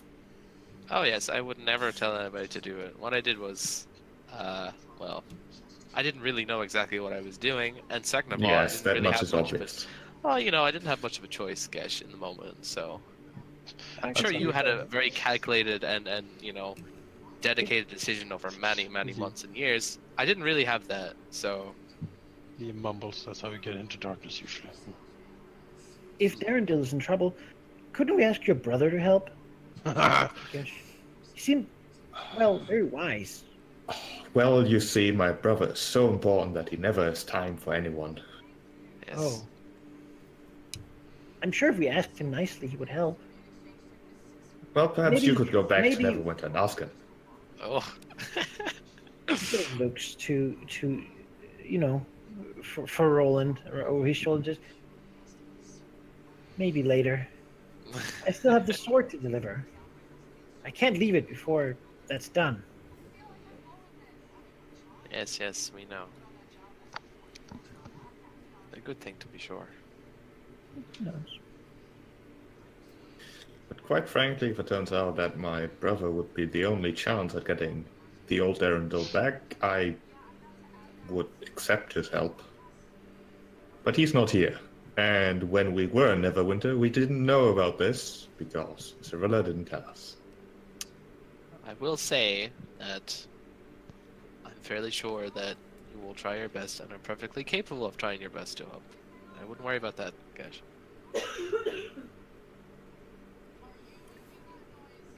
We all know what you can do. I don't. Well, we know what you can. We know what you are capable of now. Whether or not you can do more later, that's up to question. It is said that we seemingly have lost Erndl too, his inner beast. But if we can bring him out and back, yeah, that seems like something worth trying at least. Elvis looks at you and says, "Is it okay though? I That mean, is the question. he is a Quaggoth, a beast of the Underdark, a monster, Liam. The reason he was nice was because apparently that's what demonic influence does to a monster. Well, can at least. Would it be okay for us to reinfect him with demonic madness for our own sake? Reason or not, he did show that he was capable of acting as he did, and he did on more than one occasion show that he was happy being as he was and in our company. He in fact never seemed happy. He wanted to change what he was. That was the whole purpose of his journey. But he didn't like the body he was in. Exactly. So Out of perhaps we should give him character. what he wanted. That's the only body he has. Can we enact a terrible experiment? But then we Could might as well just place make. upon someone demonic madness for our own sakes? I mean, he was the nicest Quaggoth I've ever met, but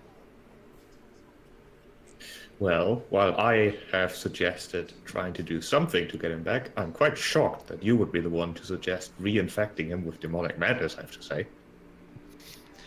the throne says, Well, replicating the effect of demonic madness does not sound much better, Gesh. I was more suggesting simply trying to talk some reason into him, and perhaps seeing if the new him would like to rejoin our company. He frowns and sort of looks at you, a little disgusted, and say, "The new him is a monster, Gesh. A quaggoth." Ooh. Reardon kind of edges Rolls closer to Liam. Everyone having Liam to rolls travel his through an eyes. orc. Here we go again. What time of day is it currently, Manikai? How much time for a speech do I have? It's evening. Bye. Short version then. If get if your the podium. speech is coming, Liam will like go and he will like take a nap or something. Can Reardon go with you? Just I can play cards or something over Yeah, here yeah, while, we while do this is something. ongoing. It's fine. You can teach me some sword moves or something. Eldith just raise hands. I know what you're going to say, Gesh. Oh, do you? You just. She shakes her head and says, "I just don't see why. He lives now, and I mean, he was nice, but at least we can allow him to be himself for a little while. If I cross with him, this creature, now, and he hurts someone, then, well, it's my duty to stop him, isn't it?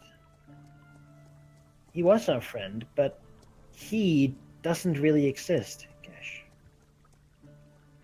And sure, you could befriend whatever it is, now, just as you could try to befriend anything.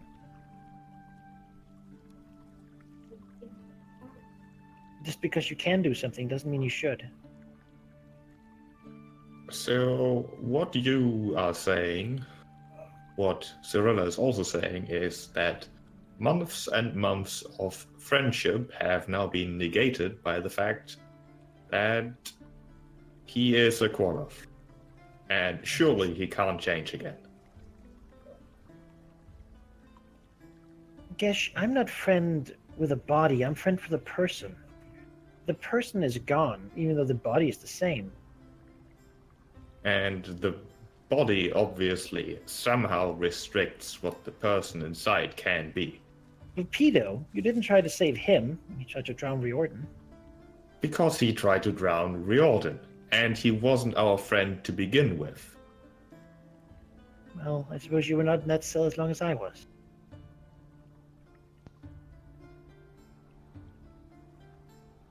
Besides, I didn't really have a chance to try to save him. I won't stop you from trying, Gesh. I just don't think it's a priority right now.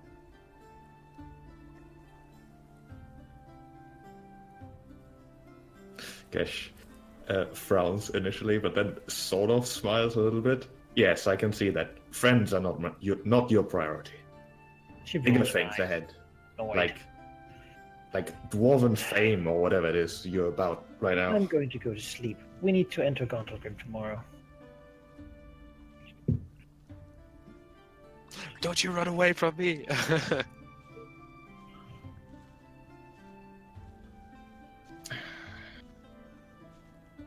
Quite frankly, I do think it is unlikely that we'll get Darendil back from what I've gathered from Cyrilla, but there's no harm in trying, is there? Liam shrugs.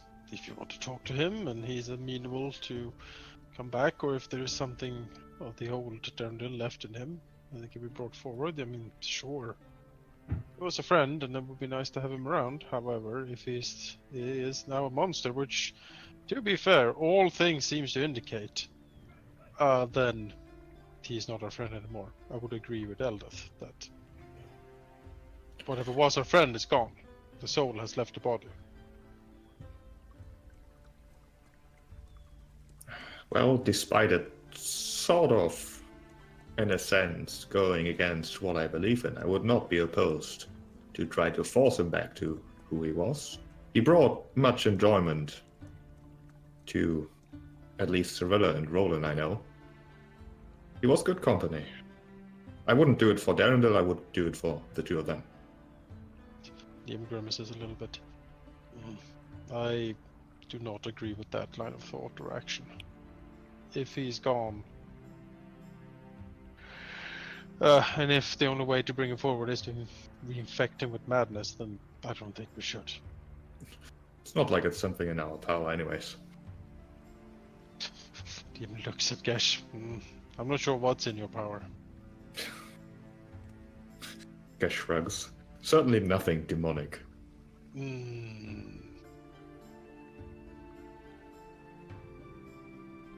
Quite frankly, my patron is very anti-demon, as it turns out. But is he anti-madness? Not necessarily. Lim nods. No. But madness isn't directly conducive to what Dendar likes. But it was the source of Durandal's change of personality, I suppose. For all what we've heard, he was sick. This personality was an effect of the sickness. When it gone, well...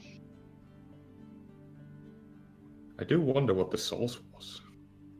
The other demon afflictions we found were very much directly related to whatever demon queen or prince or whatever, what they were about.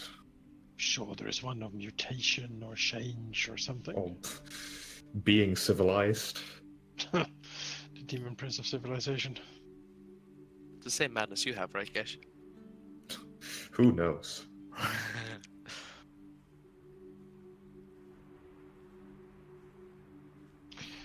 We could attempt it, Gesh. I wouldn't hold up hope, and if we run across him, we can certainly try to talk to him, but it seems like killing him might be a kindness at this point. That's I don't think we're going to do either thing, considering we're not heading into forest, we are heading to fight demons. Yes. Demon strikes. Which- And, I just said that I think him dying might be the best thing for him.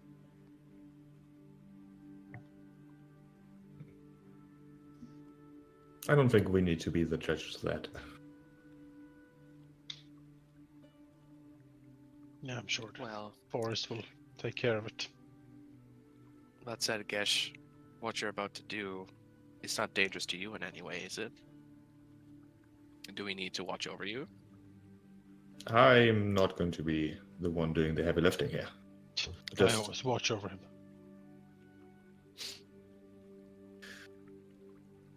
it's a simple thing, really. If you say so.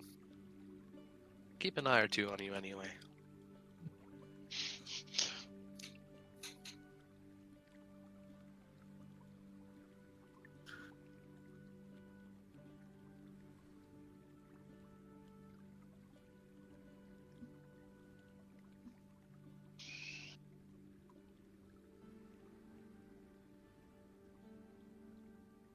I guess then, as it's sort of approaching midnight, or at least slightly after bedtime, Gesh will head over to Cyrilla. She's like sat on a rock just outside of the like glow of the fire. Clearly very upset still. Her answer would be yes. Okay. So, Cyrilla, I'm not sure what you saw because you didn't tell us. But assuming that Darendil is still alive, and assuming that he is asleep, assuming that Korgoth can sleep, he's certainly not an elf as it turns out, I have a way for you to talk to him. Extensively, if you like. She nods and says, as she sort of looks deep into the, like, I guess, deep, like, over to the forest, and she'll say, well, if it wasn't for what I was just told, then I would have told you where you can put this attempt, but as it turns out, I will try if there's any possibility. Well, this will be slightly weird for you, since I'm pretty sure elves don't sleep, nor do you dream. But the dreams are a rather convenient way to contact people, She answered. and I can let you not only see and interact with his dreams, but shape them even. Talk to him, see what he says. He will, or should, act as if he was awake. He'll remember everything you do or say. And you've an entire 8 hours to do whatever it is you please. Okay. As Gash will cast Dream. Which, unknown macro dream. Okay, that doesn't work. But let me explain you what this spell does. It has a casting time of a minute and a duration of 8 hours. This spell shapes a creature's dreams. Choose a creature known to you as the target of this spell, which will be Darendel. The target must be on the same plane of existence as you. Creatures that don't sleep, such as elves, can't be contacted by the spell.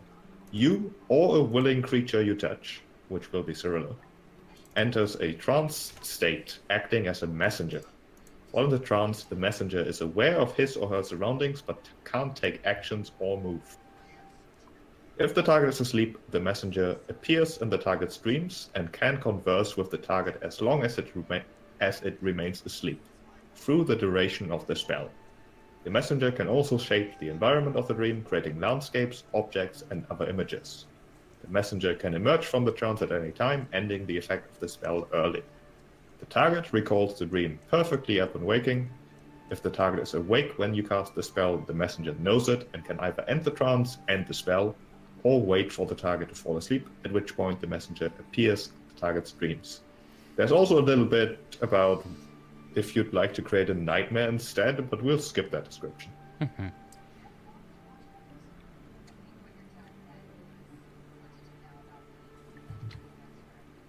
So is there a saving throw for this then? Not for the non-harmful portion. Okay.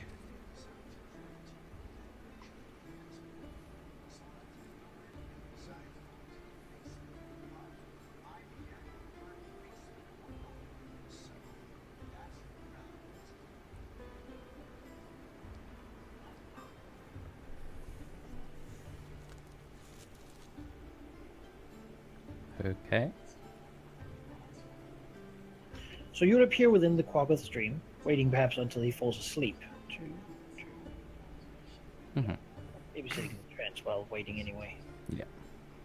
How you're used to sleeping. So for you, it's most like going into a trance and then you would be somewhere else. It's a dark cave, black cavern. Everything's dark except for a few glowing mushrooms. There's the sound of some scampering in the distance as you see the Quaggoth that you might recognize as Darendil running through the dark caverns, following some scent of something you cannot yet see. On the hunt, running on all fours. No clothes or civilized behavior, just savagery. Moves.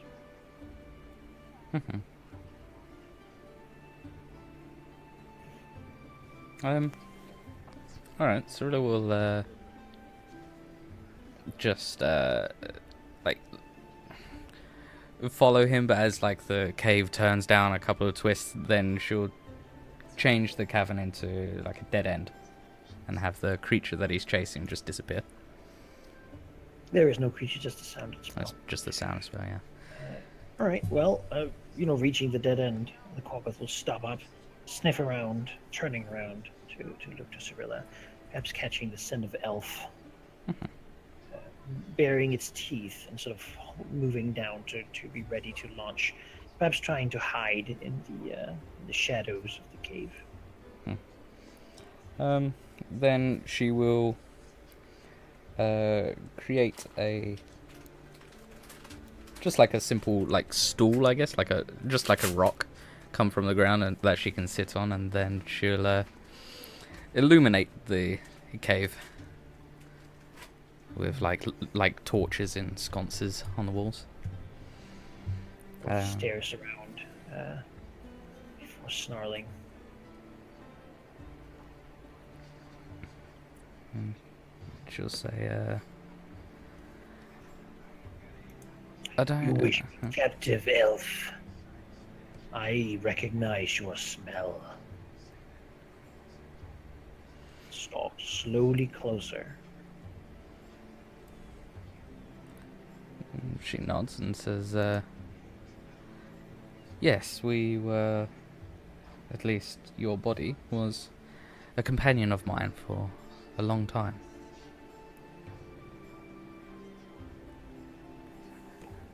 She'll like create a similar rock to sit on for him, like just in front of him to the side. Keeps slowly moving closer. She'll say that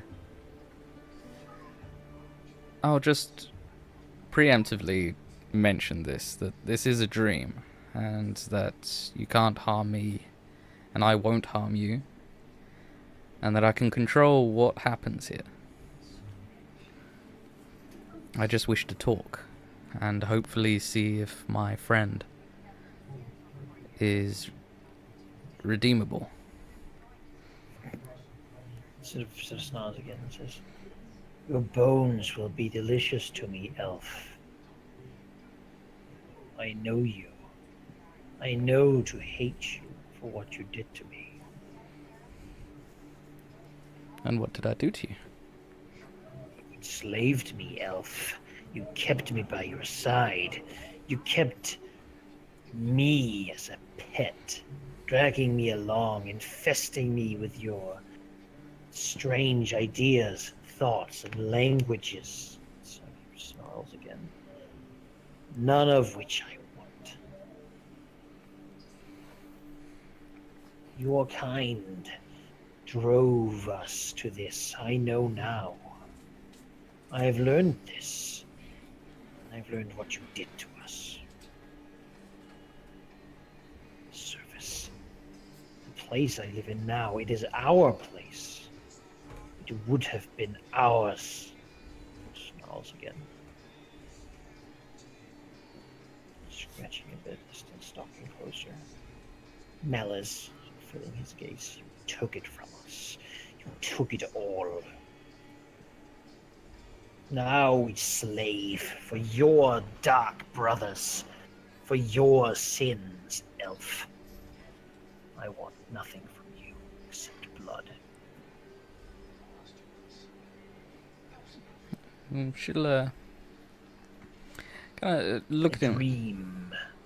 Do you feel pain in dreams?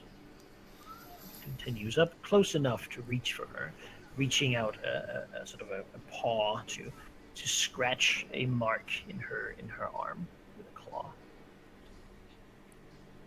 Careful, but also just full of a strange malice. She'll let him, and she'll say, I remembered you being happy in our travels. Not, in fact, wanting to be out of places like this and more into places like this. And she'll change it to her childhood manner that she Just snarls, looks around. You wish to give me something, elf? Then at least you who controls my dreams, allow me to kill you and eat you here. I could do with that every night. She smiles and says, oh, I would rather have a nice conversation with a friend. We used to have those, do you remember? I was a prisoner inside my own mind. You kept me there, refused to tell me the truth. If you had just mentioned it, the spell would have been broken upon me. But you kept me. You insisted that I was something I clearly was not. The foul feelings, the terror, the constant awareness that I was helpless to change my own opinion, that I could not move or act because someone else controlled me. Can you realize how terrible such a thing is? I am still mad from it. The feeling of acting, of being in control, I'm drunk on it, elf. And now you dare to take my control from my own mind once more? So hisses. If this is what you want, I will take it from you. Slashing at you, unable to really, create harm on you as you control the dream. Mhm. If this is what you want, I will tear my own throat from my neck. You can't stop me from doing that, can you, elf? I will not be your puppet again. She shakes her head and says, I didn't tell you because I didn't know. And if I knew, I wouldn't want to put anyone in their own hell, their own torture. It's against everything I live for. And you should have seen that in our travels. He flashes again. I asked you what I wanted of you. Allow me to tear you limb from limb and eat you. It'll be good for me, no? My revenge, my thirst. She shakes her head and says, I don't think that will help. That will just fuel your anger. An anger that I think is misplaced. We were friends. Then I am a prisoner here. She shakes her head and says, no. And then drops it, we'll drop the dream back into, the cave. And all dark and dingy. So I'm more than happy to let you revel in your dream. Wake me. A dream has no purpose if it is controlled by others.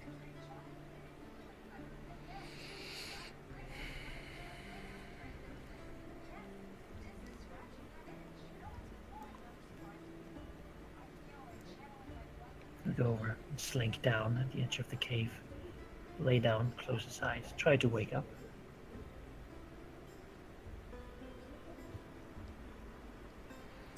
She'll walk over to him and we'll sit next to him and say, I feel like our journey together has perhaps changed, and perhaps this will just be the first of many. I hope that we can maybe settle our differences. And perhaps in time, you'll realize that your anger is in the wrong place. Just snarls and growls.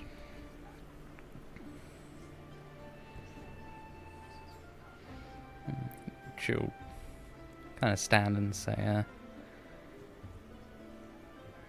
I hope you last. And perhaps one day we can resolve this.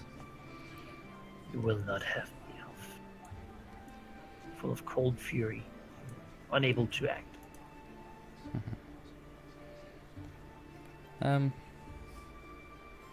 I think she'll stop the spell at this point.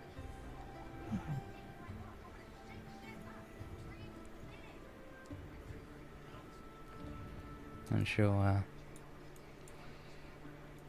open her eyes and look to Gesh. So, how'd it go? Well, he tried to eviscerate me. Good start. And if it wasn't for the words of my god, I would say that it's a complete lost cause. Probably. But because she says that it's possible, then I have no moral reason why I shouldn't try. Well, other than the fact that he might not want to change. She shrugs and says, From this, he definitely doesn't. In fact, he even said that he'd rather rip his own throat out than be controlled. Or, like she does air quotes, controlled by an elf. He does raise a good point there. My experience of being possessed was very short, but that was what it was like for him. And I can understand how angry he is. She nods. Says, I'll have to do some soul searching, I think. But for now, he is a troubled soul that cannot be redeemed because in his own mind he has been. Well, for my part, I am certainly content with the situation now. I didn't expect you to do much in talking to him after what you said.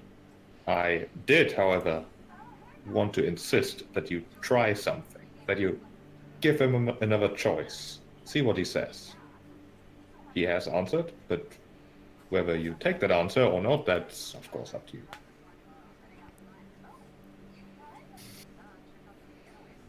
I'm glad that you're happy putting me through that again.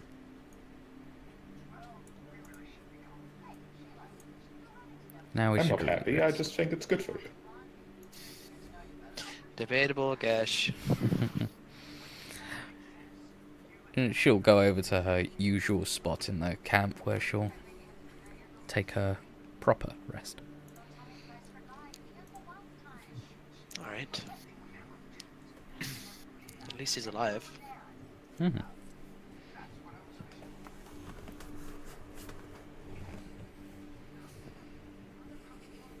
Octagontal grip. Yes.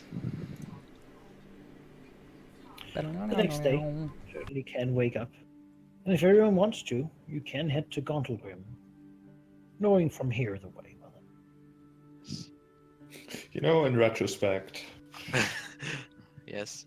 it's not good, it's just a silly place. Let's just leave. I'll also assume that I've already attuned to my lyre, but that's probably happened already. But just Yes, I would imagine so.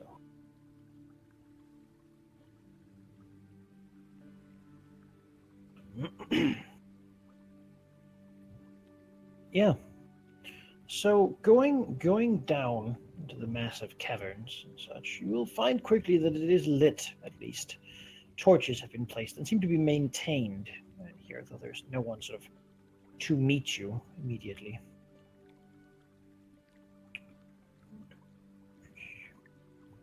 No, that's wrong.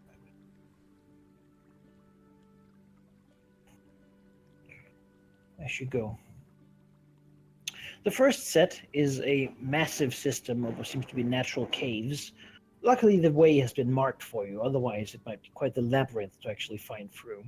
You can hear the sound of creatures here, probably bats and other like monsters that might dwell in these places still. The amount of dwarves that are currently in Gauntlgrim far below the amount that would be necessary to actually occupy the whole city. It'll take generations for them to somewhat even be able to occupy the amount of space they have here. Past the natural caves, you find a massive sort of underground lake, almost. Fresh water, as far as you know. And though smaller by far than the Dark Lake, it is rather large. In the distance of it, a small sort of dwarven construction being the only real show that there is a civilization here.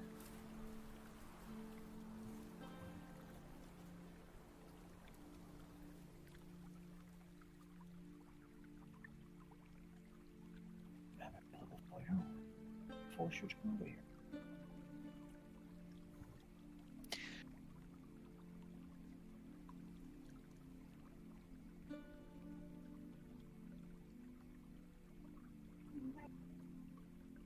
Do things work well enough?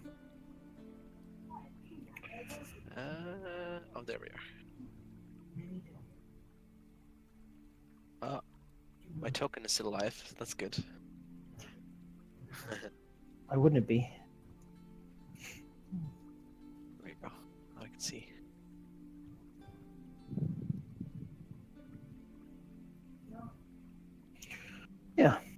Looking about, there really isn't much showing, though the way is lit.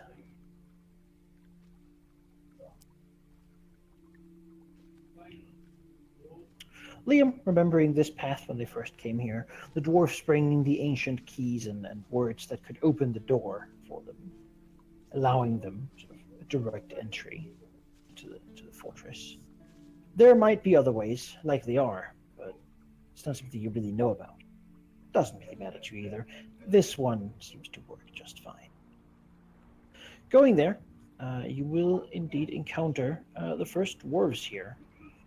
A couple of guards standing, clad in their massive plates and with their long sort of war axes, watching you as you come their way.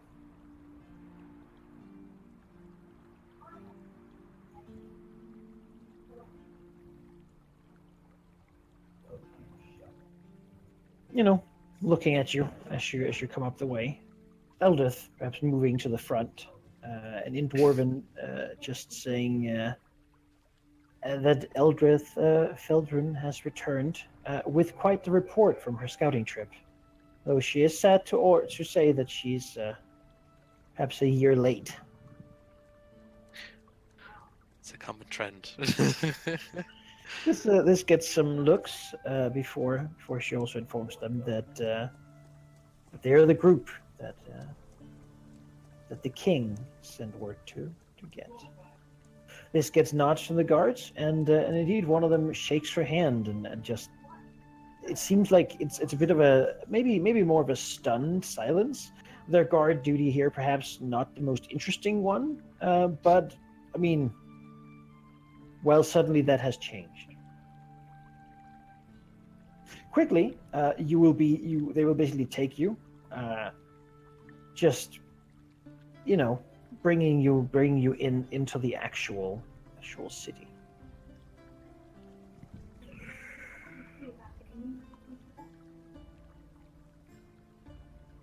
The city is built inside a massive cave system, with many smaller cave systems being sort of taken up by tunnels and whatnot. The cave is big enough that the city of Neverwinter and more could be in here, and it's just full of dwarven architecture. The city is, in truth, just absolutely massive. It is a kingdom in one place, really, and well, it's just very difficult to even imagine the size. Everywhere you see old things, maybe remains of orcs or a bit of drow architecture that's been added to it. Clearly, the city has not been fully taken. Even from the distance, you might see like a giant spider thing crawling on the underside of some statue, looking at you, while the guards sort of keep an eye on it. The city has been taken over in all respects from any organized resistance of enemies, but it is too big to control, and it is still full of all sorts of creeps and monsters. In many places that are simply too difficult or too dangerous to deal with, as their places would just be taken up by something else if it was actually done.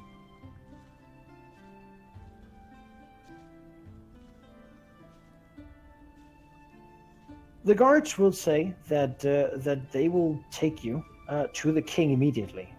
The king himself has asked you to come here, and I mean, there is a lot of dwarves here, but it's not a number that sort of everyone kind of knows who everyone is. And so, though it seems strange to you perhaps to be taken directly to the king, it doesn't seem strange for them to suggest it. Yeah, no, I think I'm probably ready. Yep. You've been See more smoothing your more. hair a little bit, like, Yes. Make sure See that more of the everything thing is. that Eldith and Liam kind of take the lead on, since they're more familiar territory. Eldith is certainly looking around. She recognizes this is her home. She's home, finally home. She's beaming at Liam, looking at him, perhaps looking very proud Mhm. that they made it this far. Oh, They lost people along the way, but the group that made it out of the Underdark is bigger than anyone could have expected. yeah, Liam will thump her on the shoulder and have a big toothy grin. and say that they made it and you thought. The guards run, asking for the king, and well, you're basically just allowed to meet him. He is out doing something, perhaps speaking to some guards or watching over patrol or some such. As you're basically just brought to him where he is, not the throne room or anything official looking. He seems to be the kind of king who takes things rather personal in dealing with it. Going to meet him, you basically just find him like probably overseeing like mining work in part of the Iron Tabernacle currently are. And from here, you're brought in to a bit of a greater hall, looking about. In the hall, you see the red-haired dwarf, fierce and proud demeanor, sitting upon what is like a stone chair with a mug of ale in front of him. A few number of guards and advisors around him, speaking of something or other in Dwarven. Did anyone actually speak Dwarven? I believe I have picked it up. Let me Yeah, see. Yes, I do speak Dwarven. I don't though. I I speak don't Elvish. Jack shit. Yeah. Cyrilla speaks Elvish, Common, and Dwarven. Yes. So really only Cirilla would understand the going language. Yeah, one of the guards having run ahead of you, sort of, you see that that currently some refreshments are being taken up and set on the stone table. Whatever scrolls and plans has been here have been rolled up and sort of put to the side. As this, basically, many of the advisors and such go to the side, and clearly their business has been set aside right now for you, ostensibly. As the king stands in his armor and reaches out his hands, saying, "Welcome, friends. I have a mind to know about these rumblings and rumors going on. Something's happening beneath my city. If you relate to me what you know, we can talk about what you might want to do next." As he looks at you with a half smile, giving Liam perhaps a recognizing glance, and then to Eldith. Mhm. "Come sit. You must have been on the road quite far to get here." Gestures to the table.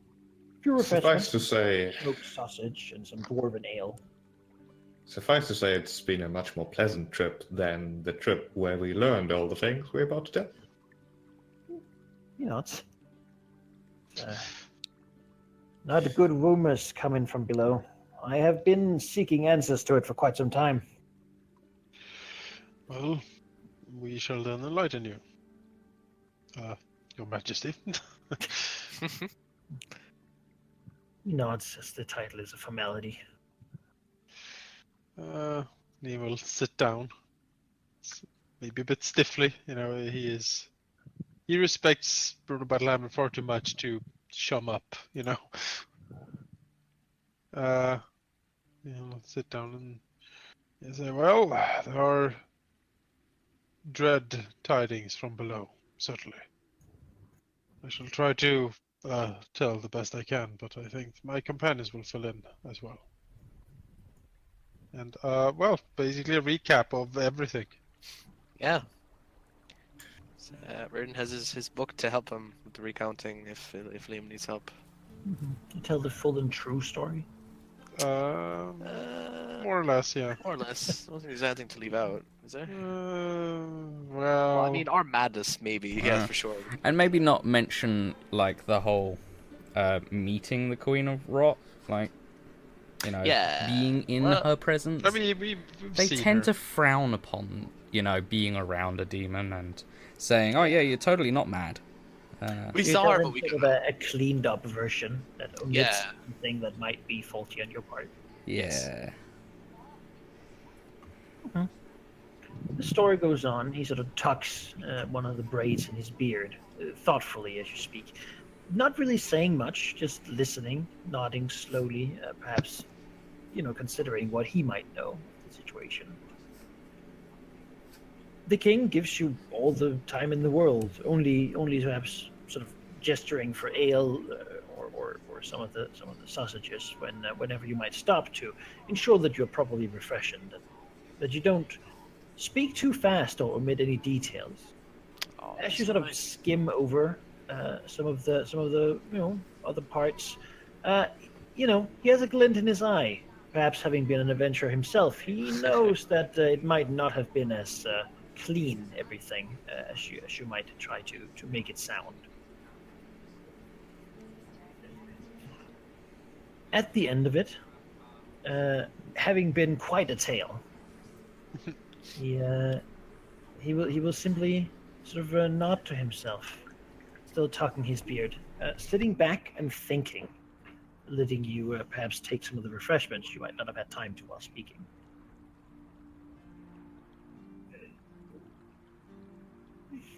Yeah, Liam will have a few empty pints, next to him, as he had been taking a lot of swigs while talking. It's good stuff. Yeah, I imagine it is. That's more or less it, Your Majesty. It is suffice to say that the situation below is grim and dire. You've seen much which I can use.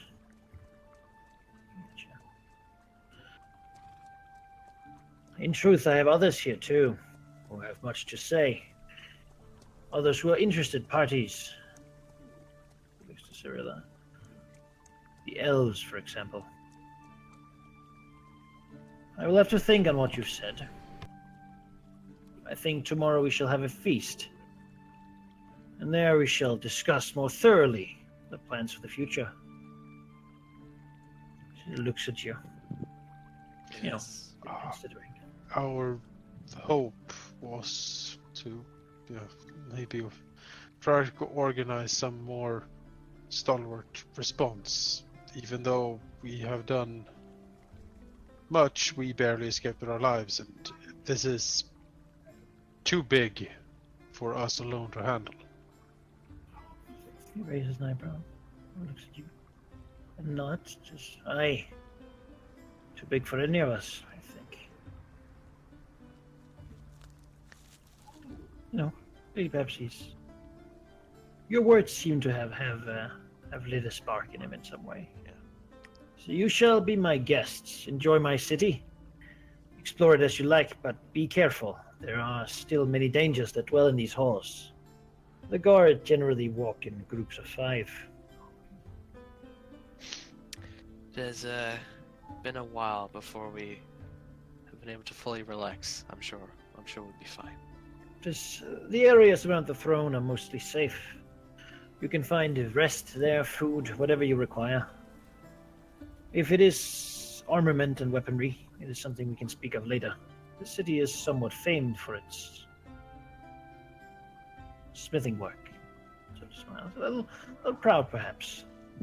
King here. You've given me much to talk about, much to think about. I must converse with others. I hope you do not take it ill if I leave you to rest. No, of course. Liam, don't buy your leave then. Cyrilla will say, just quickly before she leaves, we'll say, or ask, is there a Emerald Conclave detachment in the city? Yukon says, aye. They're here too. Would someone be able to point me in the right direction? A friend of mine came here. And it would be nice to catch up. They're mostly out.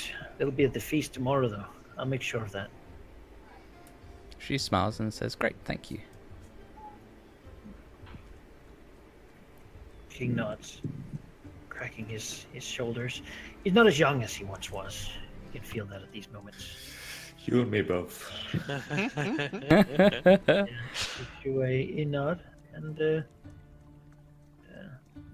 respectful, basically, nod, considering much like equals as he takes his leave to go and have his thoughts, his plans. So, after he leaves, Gesh would like to ask Cinder if he's maybe interested in organizing a tour of the smithies here. Might be something he's interested in. Cinder will sort of look around slyly and say, I heard there would be much treasure in these halls. The dwarven Oh my land God. known for wealth. Nah, Oh. found it. Sorry. Absolutely. However, partaking in these treasures is undoubtedly more trouble than it's worth. Unfortunately. For now, at least. Treasure's worth quite a lot, though. Sort of slithers and turns. We have this. Oh my God. Seemingly not to agree, but Now, however, once we rid the world of the threat of this demonic invasion, then there will be much, much treasure we can ask for. And I plan on doing exactly that. he looks around his. I rather like this place. Maybe a wife for Gesh. Love is the truest of all treasures. Yes. Could Oh you, my could you God. stop? Could you stop eavesdropping a conversation Never. that is not even a language you understand? Sorry. Very, very rude.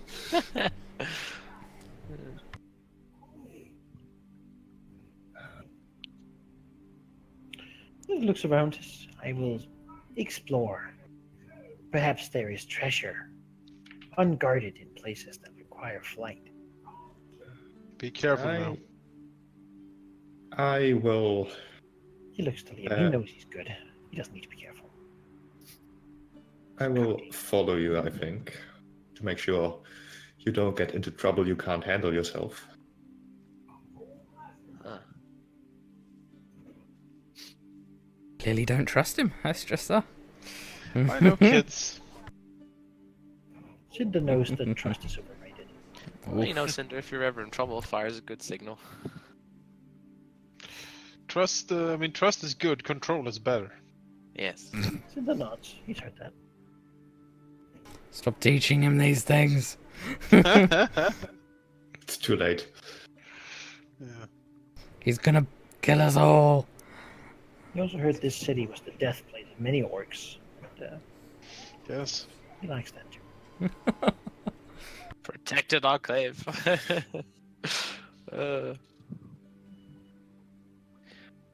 You guys need to Well. teach him about laws.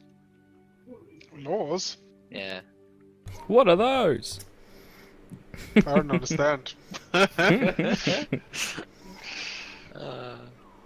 Well, Liam will look to Eleth and say, if she wants to visit her family,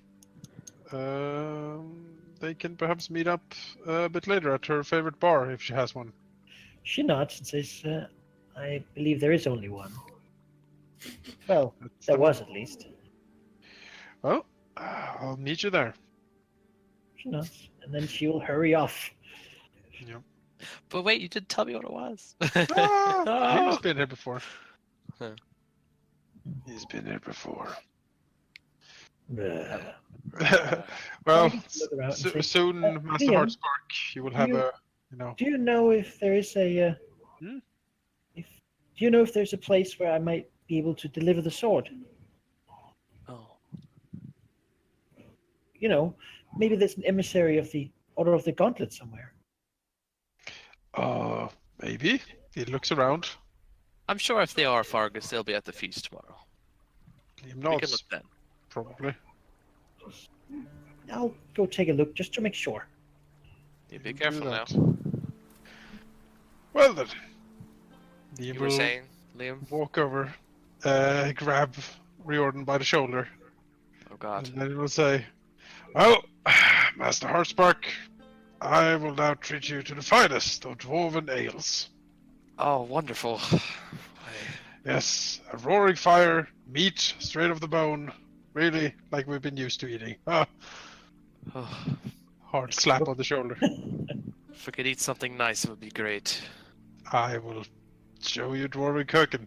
It's pretty robust. Yes. Well, in due course, I'll show you what dwarven tunes I know. Oh boy, yes. It's gonna gonna be river dancing. It's gonna be Maybe the Song of Gauntlgrim. bagpipes. Yeah. I can't play them, but I can improvise. Oh, you can play bagpipes. I believe in you. Yeah, we'll go to the bar We'll have a jaunt to the bar. where we will have a very good time. Jimja looks around. Everyone leaving. Well, he'll just go do his own thing then. It's fine. Why don't you follow Cinder and I? You might find some interesting things to do. Make a bet whether or not he can find treasure. He shrugs. Just Or rather, how much he can find.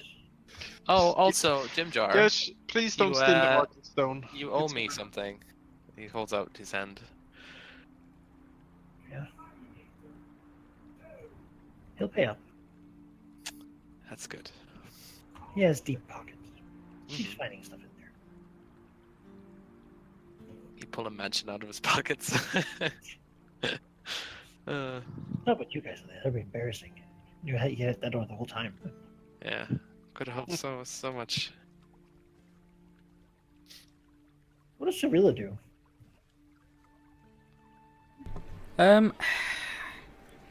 She'd come Well- with us if she'd like. In his Yeah. dwarven city? She went to no. I thought she was gonna go for the. No, they're at the No, feast. They're going to tomorrow. be at the feast, so yeah, she's just going to go and join Riordan and Liam, I think. Awesome.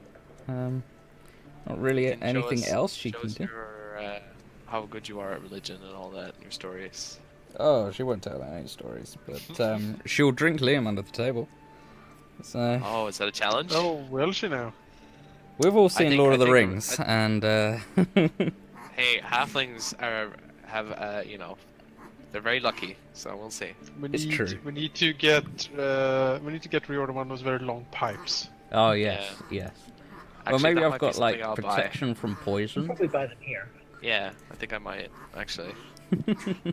Yeah, Before, I've got. before I go to the bar, I need something to smoke on. As I've got protection from poison, so I'll never get drunk.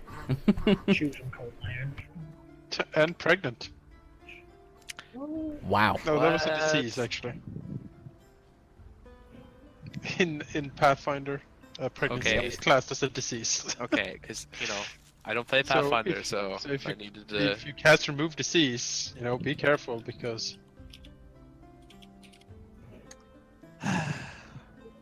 Let's just go drink. alright. Drinking is a popular thing here. It turns out this place used to be the heart of the greatest dwarven empire in the world, so the bar that they do have is big enough for everyone to be there. I got those massive barrels in the background, being tabbed, just hold enough for 10 years worth. Brewery sit in there, just fresh songs, sound, mugs being clumped together, tankards, roasting meat in the middle of the room. Just generally a good time. Rough, perhaps, and sort of loud and a bit uncouth, but in a way it's perhaps disarming to have people who just genuinely enjoy their time without any real they have worries, but they can put them behind them. It's probably the first time I've been able to do that for a while. Since for a year almost, really. Yep. We'll order the boar steak. Oh, yeah. Like a whole boar. Just Yeah. order an entire boar. Yeah. Don't worry about it. The whole boar. The best we can get. Cirilla's Yep. paying. She's had a good time. You won't be paying. No? Oh, You okay. won't be paid. Not when you're here with the king's guests. All right. They're not misers. These halls are built of gems and mithril. Oh yeah, we definitely get. Right now, the investments are going to refill the gold reliefs in the temples. Oh. Once that's done, maybe the treasure will begin to be full again. But Should we must honor the gods and murder and sacrifice and giving on this place. Maybe we should invest in some mithril armor, guys. To Muradin and the priester. I would love to, but I don't think we have the money for it. We don't have the Monarch's money, hammer. but if there's a generous donation from the king of Mithril, we Possibly. can get it made. Oh, yeah. You know. Say that Like know- bones and stuff. At one point, he says that he can smell treasure. However, when he nears, guests will see that the place begins to sort of, as he crawls towards what seems to be some old tomb, the place begins to sort of have a bit of a feeling of wrongness about it, as he feels the eyes of hundreds of generations of dwarven ghosts look upon Cinder, crawling towards the entrance. Cinder, I will not physically restrain or stop you in any way, but you should be aware of the fact that your actions have consequences, and in this case, I think the consequences will outweigh whatever potential treasures you're smelling. As you look inside, you see indeed a tomb, a sarcophagus, wearing a golden helmet, mithril shirt, and what seems to be a magical weapon laying next to it. That For is hundreds not of years, amazing. untouched by looters or other people who might attempt to take it. There's a fucking There's reason a- for that. There is a good reason these treasures are apparently as open as they are, because they will be protected. I do not think that we are capable of avoiding repercussions that we would like to avoid. Think about it logically, His Cinder. tail, making a little knot of it almost, as he just in agony of the choice whether to risk it. Well, I mean, to see that he does it or die horribly, I think it's More good. treasure than he has seen in his life. So Now, there is a saying that I think Liam would approve of. You can live to fight another day. If you try to go for this treasure now and it goes horribly wrong, you will not have another chance to get more treasure than this later. Patience. You will help me get this later. Delayed gratification. Not this treasure in particular, but surely your future is full of gold. You just need to reach your future. This one too. She looks back at the treasure. He's like a kid at a toy shop. This is literally the delayed gratification test. You can have a sweet now, or if you wait 10 minutes, you'll get 2 sweets. How about this? We will make the treasure you're seeing right now a part of our reward once we rid the world of the demonic invasion. It'll take some time, but I think it'll be worth it. You promise it. I promise that I will absolutely try. And I think we have a good chance. Talk about weaseling your way out of that one. Yeah. See he's a the warlock. faint spectre He's dwarven prepared. soldier standing on a guard outside the tomb. He sort of snaps his tail again, just twisting at it's so close. Then he pulls himself away. Logic winning out over the emotions inside of him. Very good. Perhaps we can find less golden treasures and get something very nice to eat. How about that? He doesn't seem to want less golden treasures. Maybe they can give us some gold-plated meat or something. he'll take the plate. He crawls onto Gesh and just holds on. Hold His me. place is full of gold, but all of it is unavailable to him. One day he will rule it, perhaps.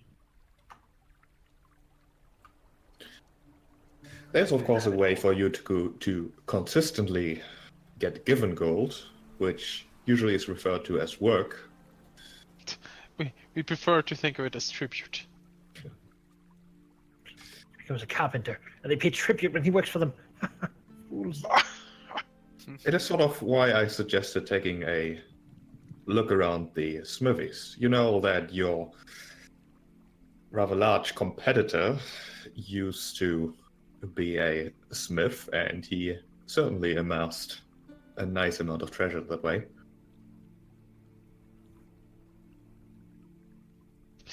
Honest work. We'll sort of twist a little bit and say, could he not have just taken it?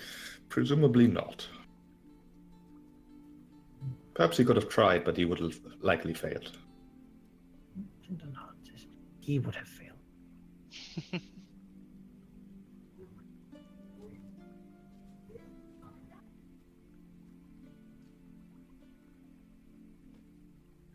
And that is how the day goes.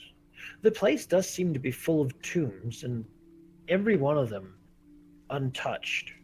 Every one of them, as you're near them, have sort of a respectful, almost, air around them. A spectral glow as you look upon these treasures of ancient times that would, in modern hands, be invaluable. It seems, however, that no looters have been able to take them and live. Outside some of them, there are indeed ashen corpses, people or drow or orcs or whatever creatures that have been sort of withered from within, drained of all life, and left there as warnings, perhaps, or simply because no one has ever dared to move them. This is a motif going through the entire city. Many generations lived here, and they were buried around the buildings in tombs, snake their way wherever there's room.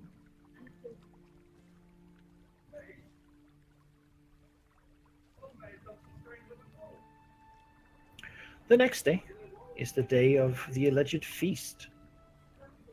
A rather grand affair, as it seems that most people will be partaking, though not in the same, by the same table as you, but having feasts sort of on their own to celebrate your coming and perhaps the gathering of important people that the city is currently hosting. You're invited to dine with the king and his advisors and the emissaries that have come here as honored guests in the throne room. The food will be the best of what dwarven kind can bring. Lots of meats, very few salads. Mostly whatever vegetables there are would be roots and the like. Well, you know Riordan. He's ravenous hunger. Oh yes.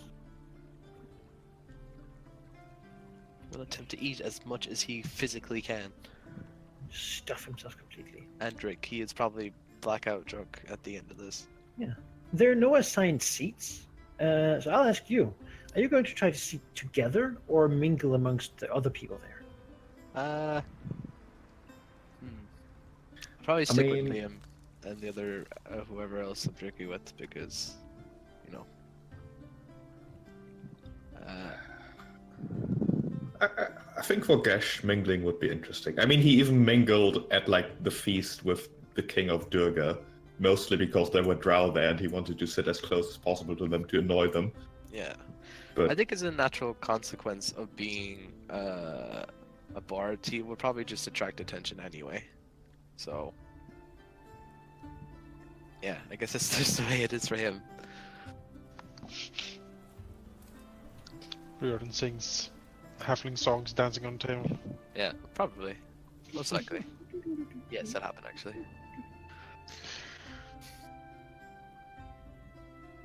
You know, Liam can't really sing and he can't really dance, but he can, you know, clap his hands in It's rhythm fine. to the music. I can do enough Singing. combined. Um, I think Roland has a flute that he can play as well, so. Oh. But I don't think he's very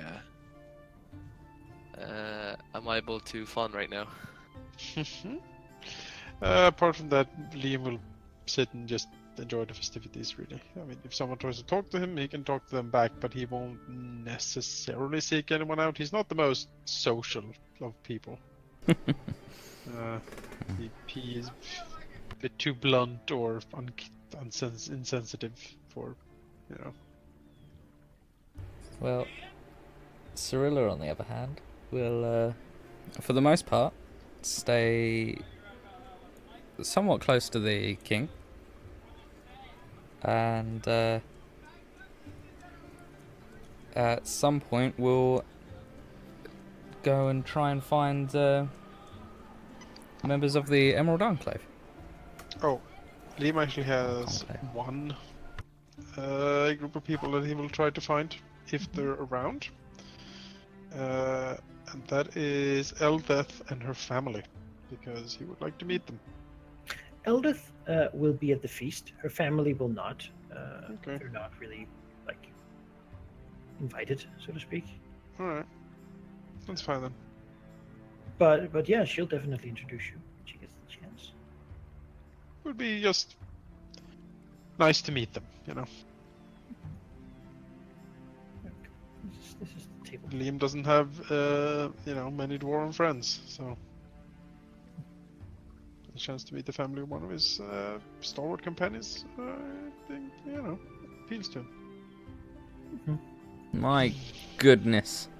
Imagine the table. Oh no, Lord Ervine Horn, my god, I hate him. Oh, he I looks don't- great. I don't Doesn't know he who look those so people are. haughty? I think that's the Oh. point. Yeah. Didn't Yeah, we kill this guy in Song of Ice and Fire? The continuity must be saved. He must die now. It's apparent.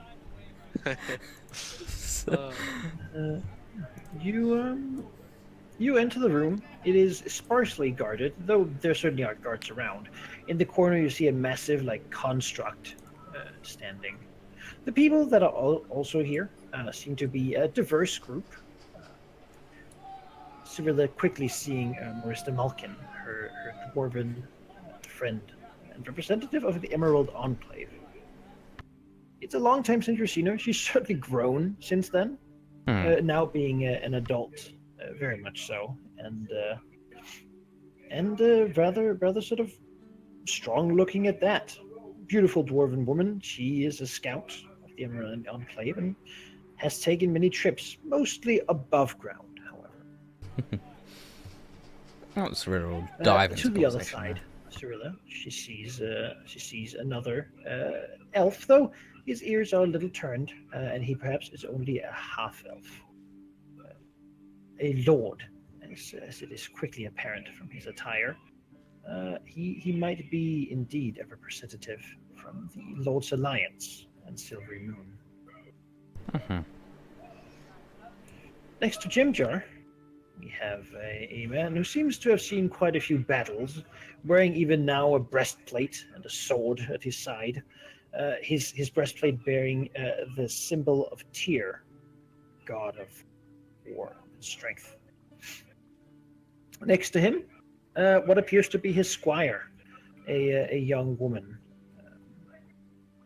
being sort of seated next to him and carrying his shield with her even now.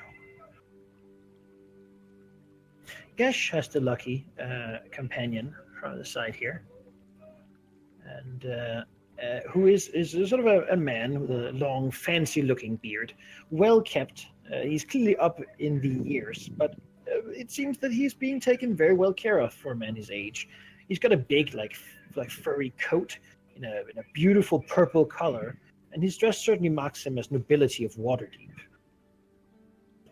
The man also carrying a staff and a big fancy medallion with him. Clearly magical. At his side, he has a thick, leathered and well-protected spellbook. Next to Eldith, in the furthest corner from the king, picking perhaps the side that Roland also takes, is someone who looks like almost a woman version of Roland, except wearing two blades and more black than Roland does. The woman named Davra is showing clearly that she's not really respecting the whole place, but is still acting in a polite manner, though, more as this is clearly a formality to her. She does not plan to have a good time at this feast. I refuse to have a good time. Eldith doesn't seem to like her in the first few things. King Bruno will open and simply tell you to enjoy the feast, everyone. Make friends, speak to one another. There will be intercessions where you can move around and talk between the courses. There'll be 3 courses generally. And the first course, as is traditional of the dwarven things, would be a light roasted boar to start off the day. Then they'll go to the heavier dishes later on.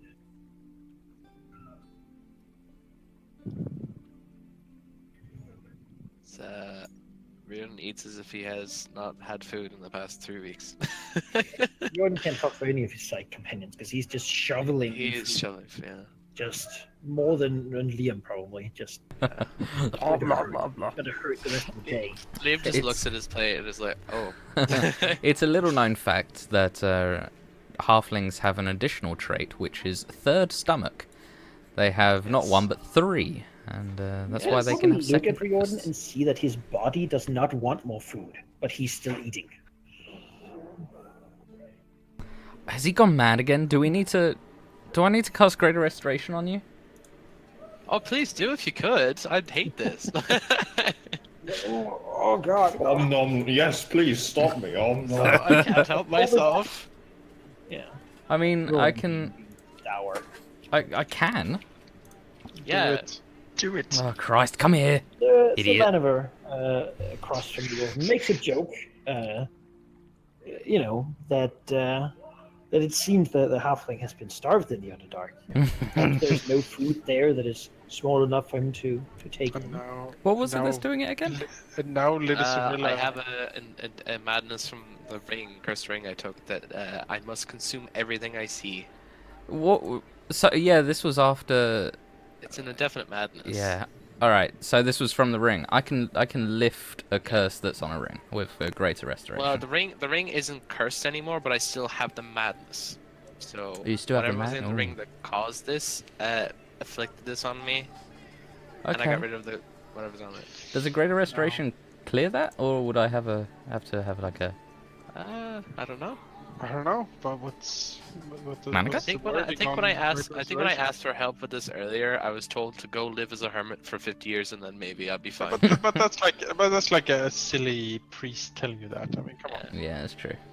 It might be a temporary like alleviation, but I don't know if it's a permanent thing that you can just get rid of it. One of her targets attuned to area reduction.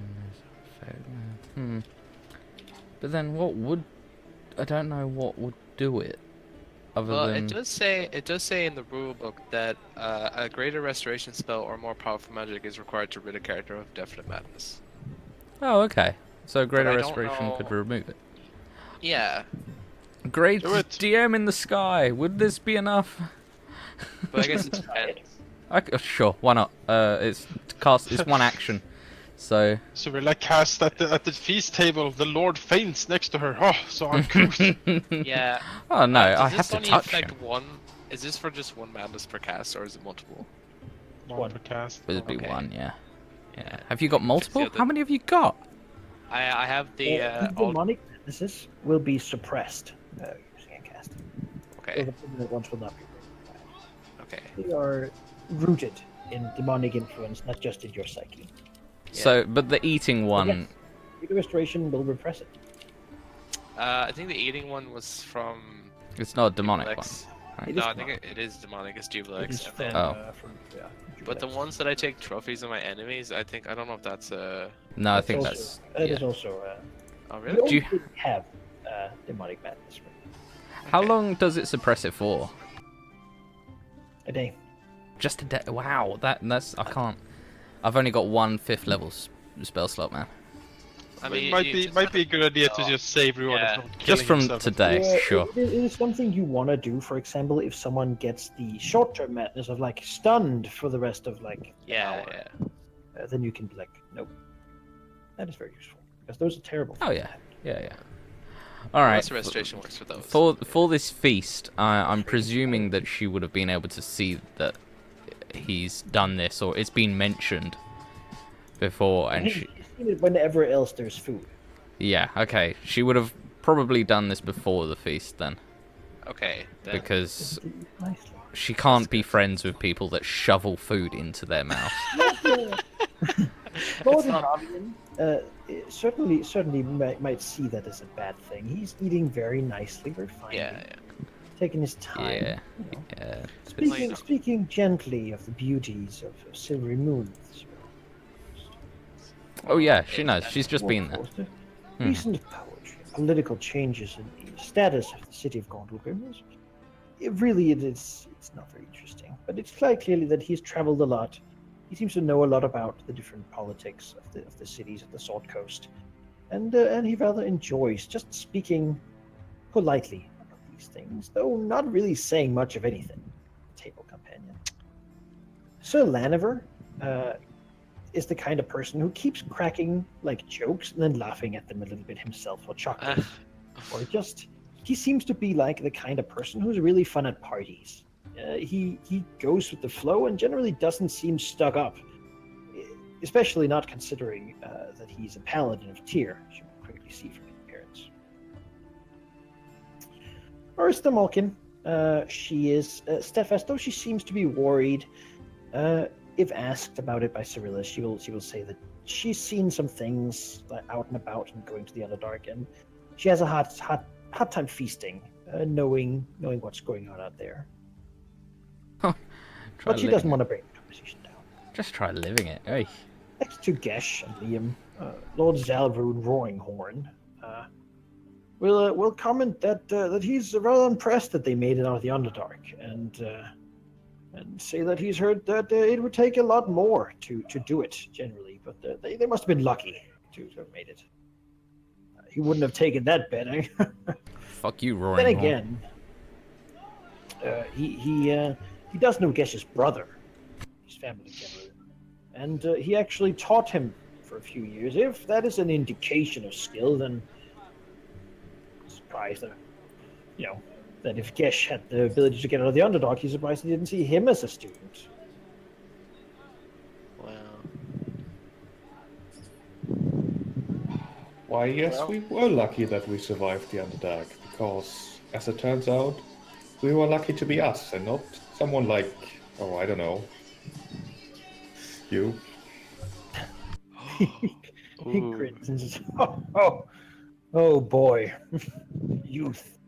As he looks to Age. he looks to quite Liam. old. Liam sort of has a somewhat stiff smile on his face, and looks at Gesh with a eye that tries to say be nice. And then it says, well, it certainly wasn't easy. A lot of pain and suffering and misery was... Certainly was much harder than reading books all day. Oh. Is Gesh starting something again, Liam? Ah, yes, life is difficult. Have some more ale. She pours more for Liam. Yes, that seems very good. Liam will take more ale and be like, thank you. I'm sad to say I don't rightly know who you are. He looks at the guy. Not from Waterdeep, then, I take it. Shakes his head. No, for the north. Why, I am from Waterdeep, and I don't know your name either. Perhaps you're not from the high enough circles, Gesh. I would understand. If you had hung out more with your brother, you surely would know. I am Lord Zalrune Roaringhorn, Archmage of Waterdeep. Oh, Liam raises an eyebrow. Archmage, huh? That's it's quite the impressive title. That it is. Took quite a lot to get there. He nods. I understand Waterdeep is a city of much politicking, and I am was a simple mercenary. The politicking of lords didn't really come before us other than orders to march. No, don't take it too strongly, boy. I'm not very popular in Waterdeep. I am somewhat of a ship shaker, if you will. Liam nods thoughtfully and says, I rock the boat. Oh, I would never have imagined you seem to be the image of archmagery. Ah! He's sort of stretching himself. Well, I certainly am wearing the purpling. Rather proudly. Mm-hmm. We should have a conversation at some time, boy. You have much experience down there. More than I do, for that matter. Haven't ever really fancied going down. It doesn't sound like a very nice place. prefer to do my academics here. Sadly, in my younger days, I might have gone, but my back, you understand. Liam says, Ah, yes, you're Well- back. well then, if the Archmage wishes to be enlightened by a simple mercenary, I would be happy to do my best. There is certainly a lot of strangeness we have seen down there. It is hard to discuss things of real matter here with all this noise. She looks around at people speaking and such. Now, perhaps if you would grace me with a game of chess at some point. Liam nods. Well, certainly. I always fancy a wager. We have a companion who is similar. Oh, so look at you with interest. Points to the tiny little gem jar on the other side of the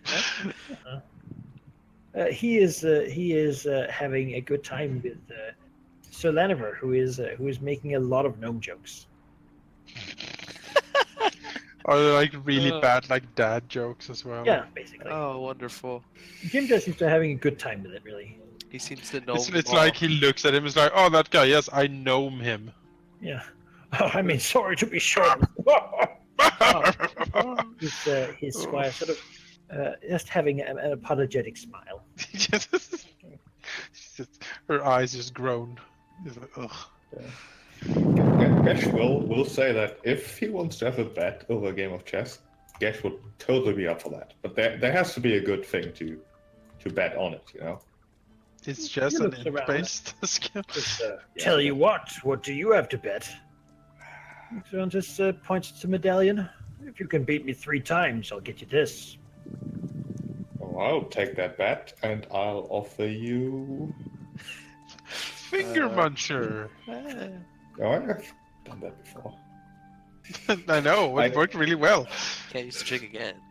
I do have this ritual dagger, this like demonic flail. You also have a massive rod. That's really interesting. Excuse me? Wait, what? What? Gesh has a His- massive his- rod? How does Riordan know about this? It is I meant very his, interesting. His rod of the pack keeper. Didn't you know? Uh-huh. You know, +1.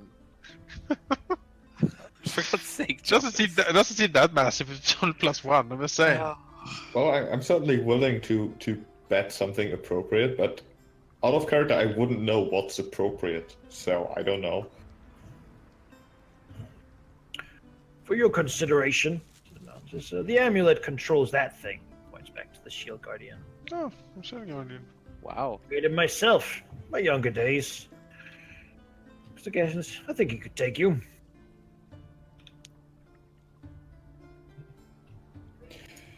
Well, You're How lizard. about- You're riding lizard.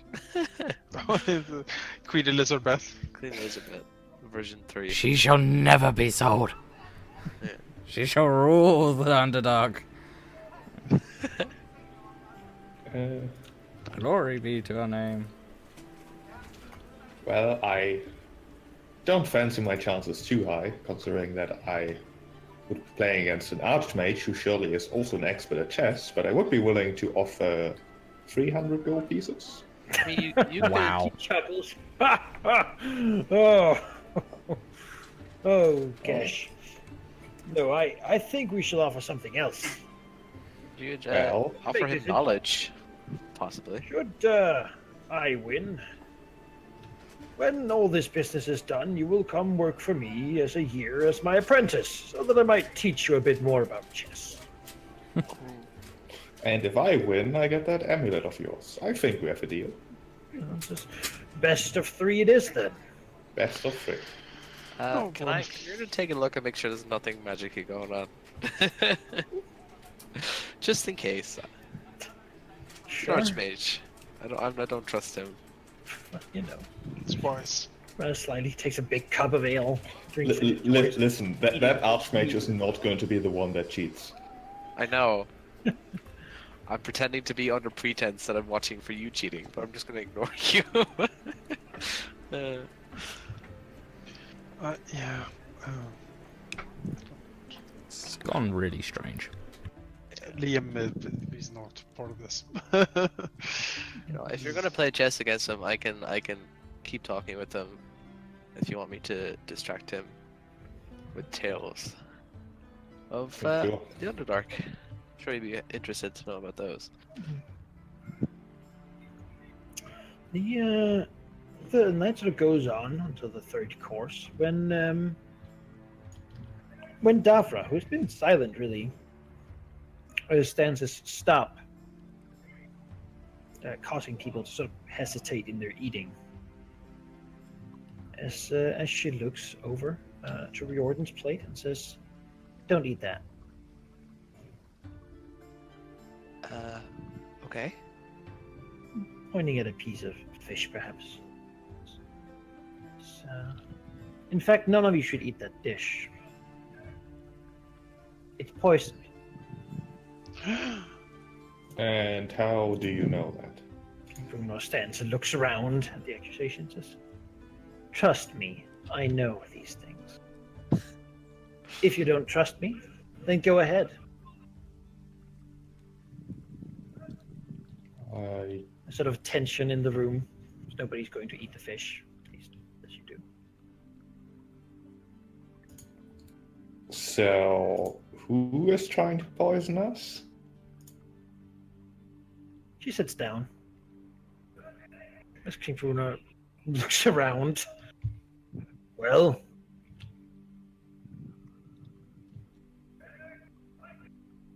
These things happen, I suppose. At the king's table? I hope not. she looks to everyone. Does no one have anything to say? Selrune looks around and says, "Well, we can't possibly expect anyone here to have done it." I wouldn't be so sure about that. So Lenimus says, "Well, I mean, I'm allergic to shellfish, but I don't think it has sent so far as to be poison." And she looks to Dabra. No one really laughs. Yeah, I don't imagine so.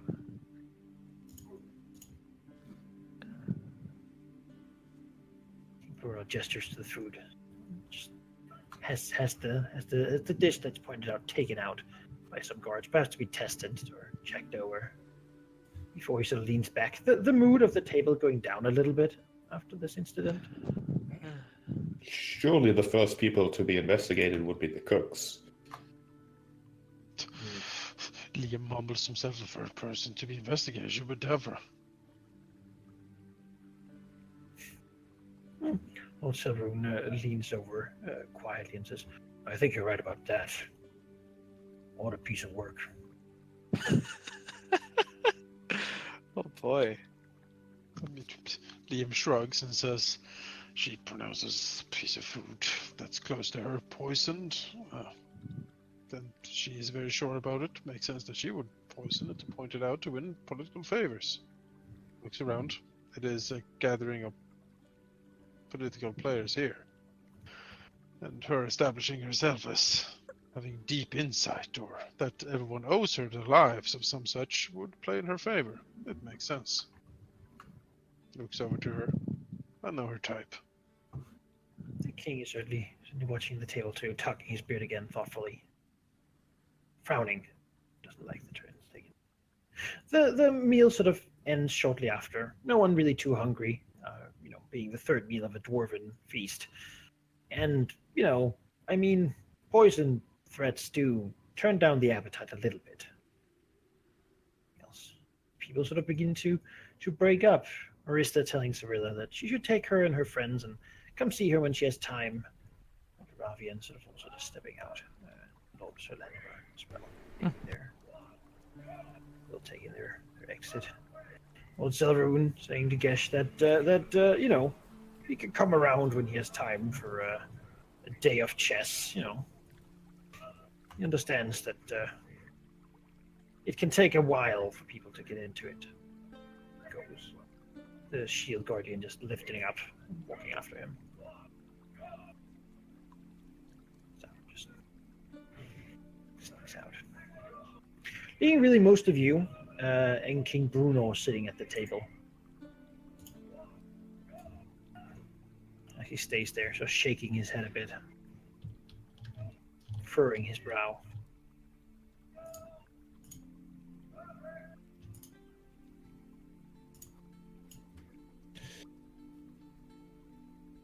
So, poison, eh? Supposedly.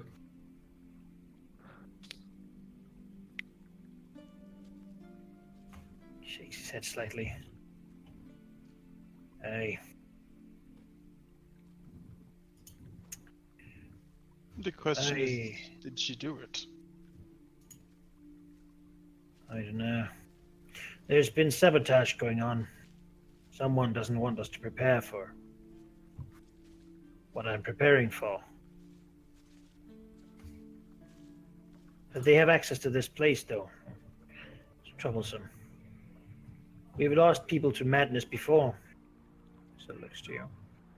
It's not hard to imagine it could happen to any of us. Certainly That true. much is certainly true.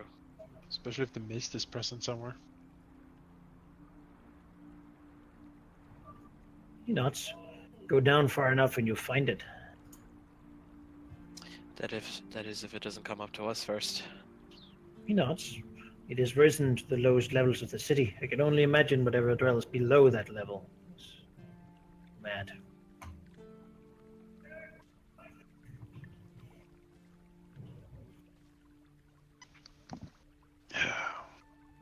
So, what are you planning, King Brunor? He sort of nods, composing himself a little bit. Says, well,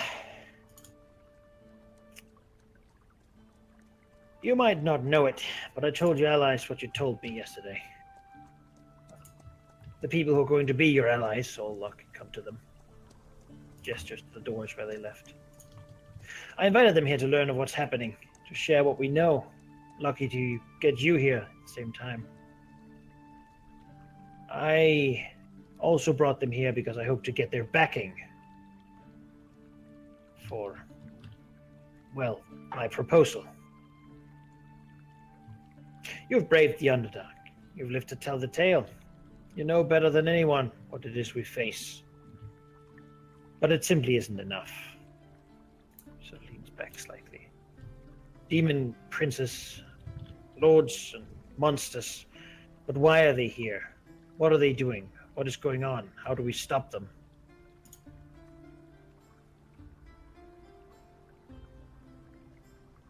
Shakes his head. There are not many ways we can gain such information, not without going down there again. And I would rather send the people who have been there and survived than someone who has not. My number of resources are limited, but the people I've brought here, they have quite a bit. Beyond that, there's someone we need. Talks his spirit again. Need how or why? The Centarim have connections in the Underdark. It is said that they control a lot of the travel through secret trade post in the Underdark. From there, the Black Network's agents explore and learn much, and I have no doubt they know more than they're saying. Oh, undoubtedly. I know for a fact that they are working together with at least some of the Drow. He nods.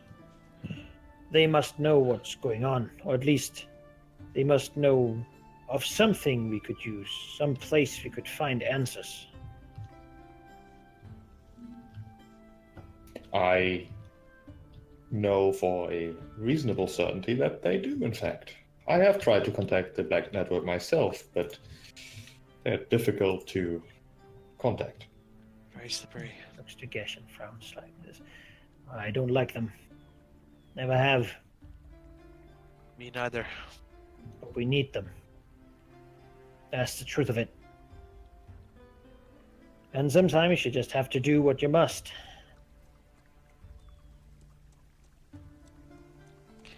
Situation is certainly dire when you're turning to those you don't want to ask for help. There's a legend. I was not always one to follow them, but this place, gestures around, used to be somewhat of a legend.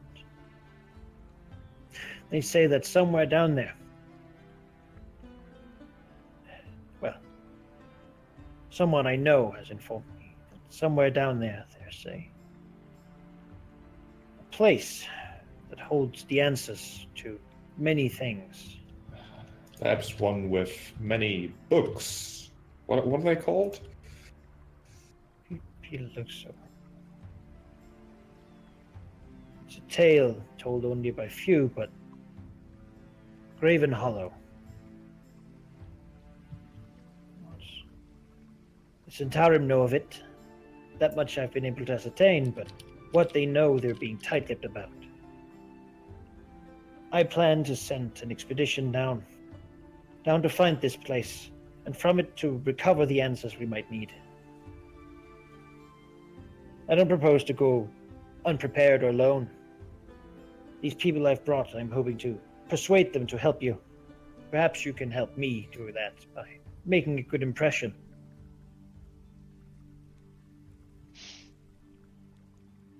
If you're willing, that is. Willing to look for a mystical place that supposedly holds many answers. That sounds rather far-fetched, I have to say, but I'm willing to search. We thought our survival was far-fetched, and yet we are here, so... That was Or- utter sarcasm, Riordan. Mhm. You could tell. Liam taps the table with his fingers thoughtfully. And he will say, I must confess that the thought is not very appealing. The Underdark is the worst place I have ever been. And it is something of a miracle that we made it out alive. I don't enjoy the thought of going back. That said, if we can only stop them by going back, then I feel obligated to try. Notes. Whatever knowledge we can recover might inform us better of what we're dealing with, how we can stop it entirely. Fact is, if we do not, then sooner or later this city will be reached and overrun by this madness spreading. Then the surface. I have friends and allies, but the world is large and I have few ways to contact them. Often they are the ones contacting me, drawing me into all sorts of things. Shakes his head. However, from them I have learned the name of Graven Hollow. At least we know the right question to ask and who to ask about. Only thing is to find out the price the Centarum wants for this knowledge. That and of course to actually go there.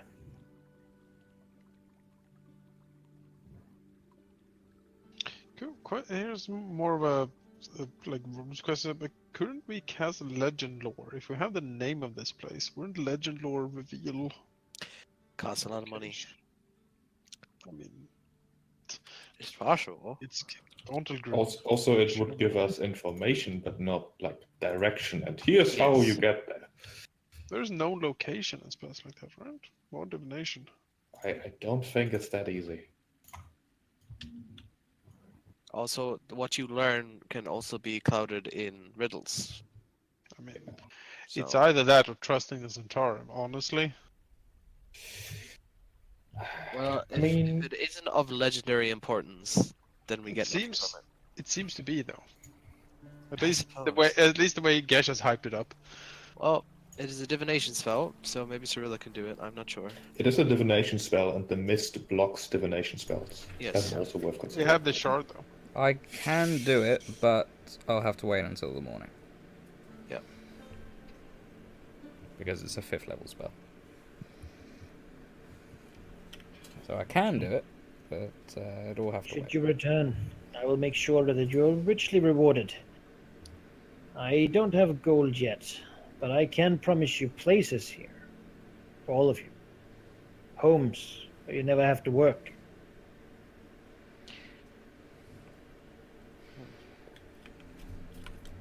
Build an even better Heartspark house. You know, Having two representative locations is probably a good thing. Really, King Bruno, if we are going to go back down there, any help at all is appreciated. Arms, armor, supplies, anything. It We is were bad. down there. lucky to get where we are now. We did. Standard weaponry, I can offer you whatever you need, I think. The more extreme things will have to be crafted in the forge, and sadly, they are being occupied by sort of breaks the hands as hostile foes as of yet. Not creatures I know of, but they appear to be unable to speak our language, and I was not ready to send my soldiers to death to fight them.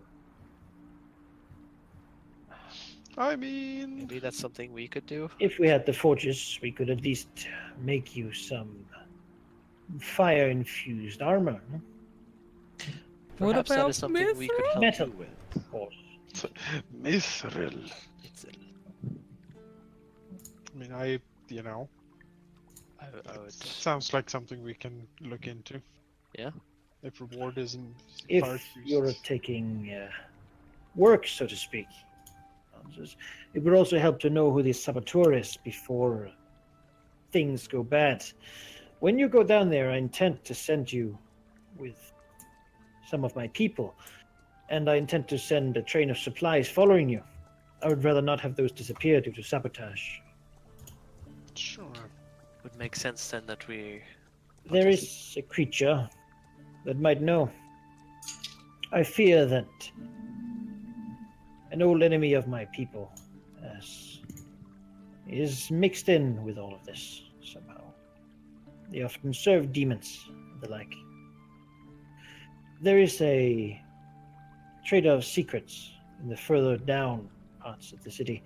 We have not yet sent her out because we do not need the room, and to be honest, the more lives we can save from creatures such as her, the better, and she does not directly threaten our settlement. I have tried to speak to her about this problem, however, I have little to offer. It seems that whatever knowledge and secrets we hold here, she has already gleaned from us. You, however, are new. Perhaps you can find something that's valuable enough for her to trade for the name of this spy. What exactly is she? Sort of frowns as a snake thing, a naga. Right. Great. I mean, actually, Gesh is probably the best person to talk to in Naga. They're calling me a snake. I mean, you serve a huge snake, so I You mean, have an affinity of sorts. yeah. you The have a meeting snake should be affinity. easy enough to arrange, though whatever price you might ask is more difficult to tell. We can talk to her certainly. Worst case, you might be able to force it out of her. I thought of it myself, but I seem to think there is risk involved that I would rather not put to it if it's not needed.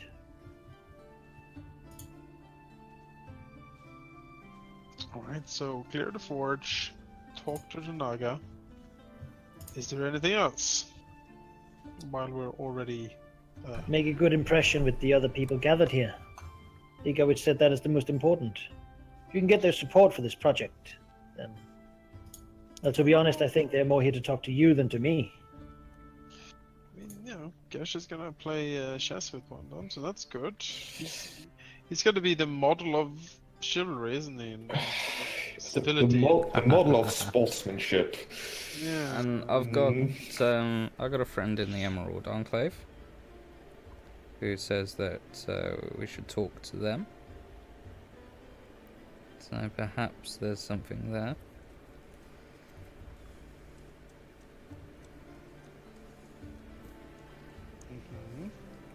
You should be able to find them in their quarters easily enough. Might be able to set up meetings with them. Some of them are rather busy, taking a look around things, preparing. I'm sure we can arrange. Diplomacy is a sort of size. Not my strongest suit, if you will.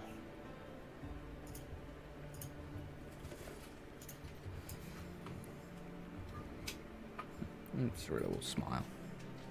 Beyond that, if there's anything I can do to help, you'll be doing me quite the favor by taking the job. You know, if you can supply some slightly better arms and armor, or even better, like infuse some of the stuff we have. I mean, even like clonks the Ankeg plate. Yeah, really, if I Um, can stop walking around in bugs, I would be so Effectively, happy. we'll offer you any mundane armor Ah, that you damn might it. want, any mundane weapon that you might want, free of charge. what Oh, if we want something made out of mithril? He doesn't have access to mithril right now, or if the forge was cleared, he could make you fire hardened. A set of fire hardened armor, or shield, or the like. Which means See, what? yeah. Means fire resistance. Okay, that's good. The problem is I can't wear plate unless it's Ankeg or Mithril. I mean, So- I'm stuck with my. I mean, studded fire leather hardened armor, so- Ankeg. That's not bad. It's Well, not it would bad. It would be metal. Oh. Yeah, It would be you can't smithing. fire. So they would harden have to be That's- Mithril. Which if he got access to the forge, would he?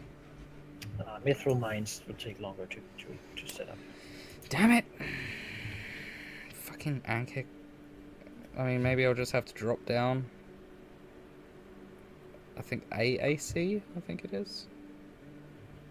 You can go for a splint mail or whatever. Yeah. I mean, I think it's only one drop down. Let's see. Yeah, splint I can wear, so it's only one AC down. So, I mean, alright. And if it's fire infused, then even better.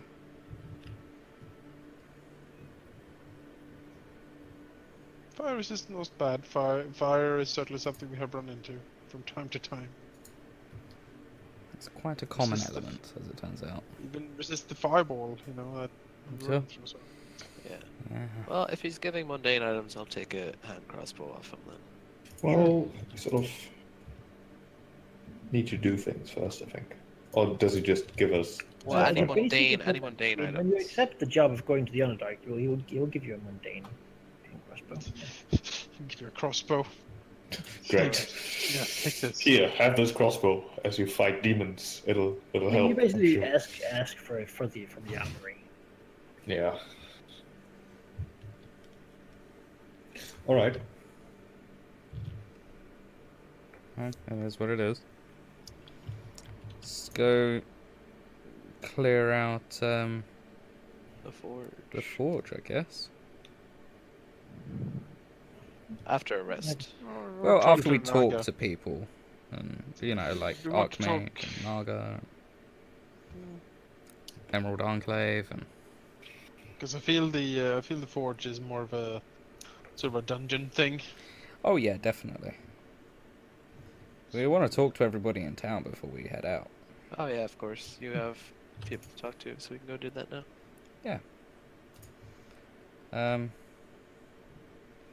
Who do we want to go talk to first? Enclave? Archmage? Although I suppose you're just having a nice chess game with him, aren't you? I mean, nice is debatable. It'll be nice, Kesh. You need to give good impression. Yes. I mean, surely winning a chess game against an archmage is a great impression. Mm-hmm. Especially if you do it on your own merits. Mm-hmm. Yeah, and yeah, I mean, you know, if you succeed in cheating him, maybe he'll be so impressed by the sheet itself that, you know, he'll do it. Mm.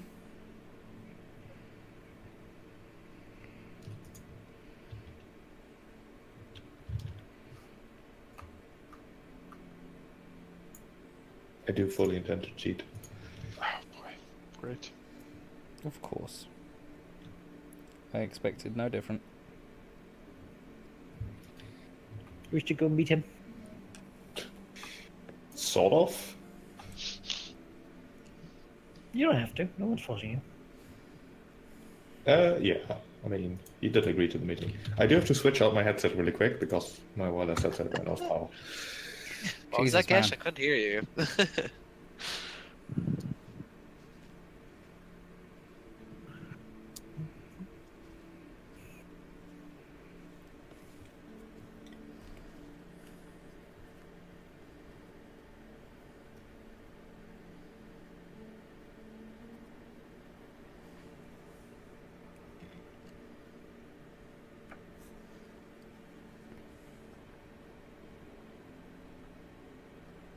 All right. Hello? Yep. Yeah. Okay, good. Good. You can go meet him. He has some very nice quarters, like above the inn, the tavern. Nice big room, spacious. Set up like a little table in a study. There's clearly like wizard stuff around, like a bunch of different herbs and stuff on shelves and whatnot. Of course.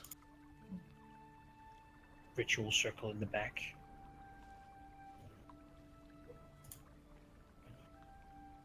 You just have a big mug of ale. I'll come in.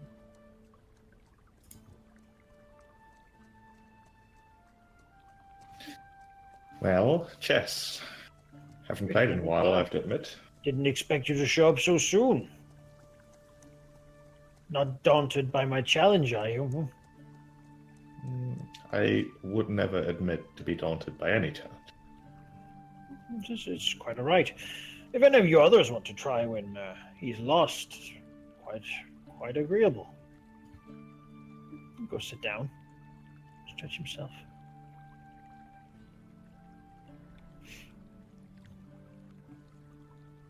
Come then, white or black? I think I'll be black. It's only fitting.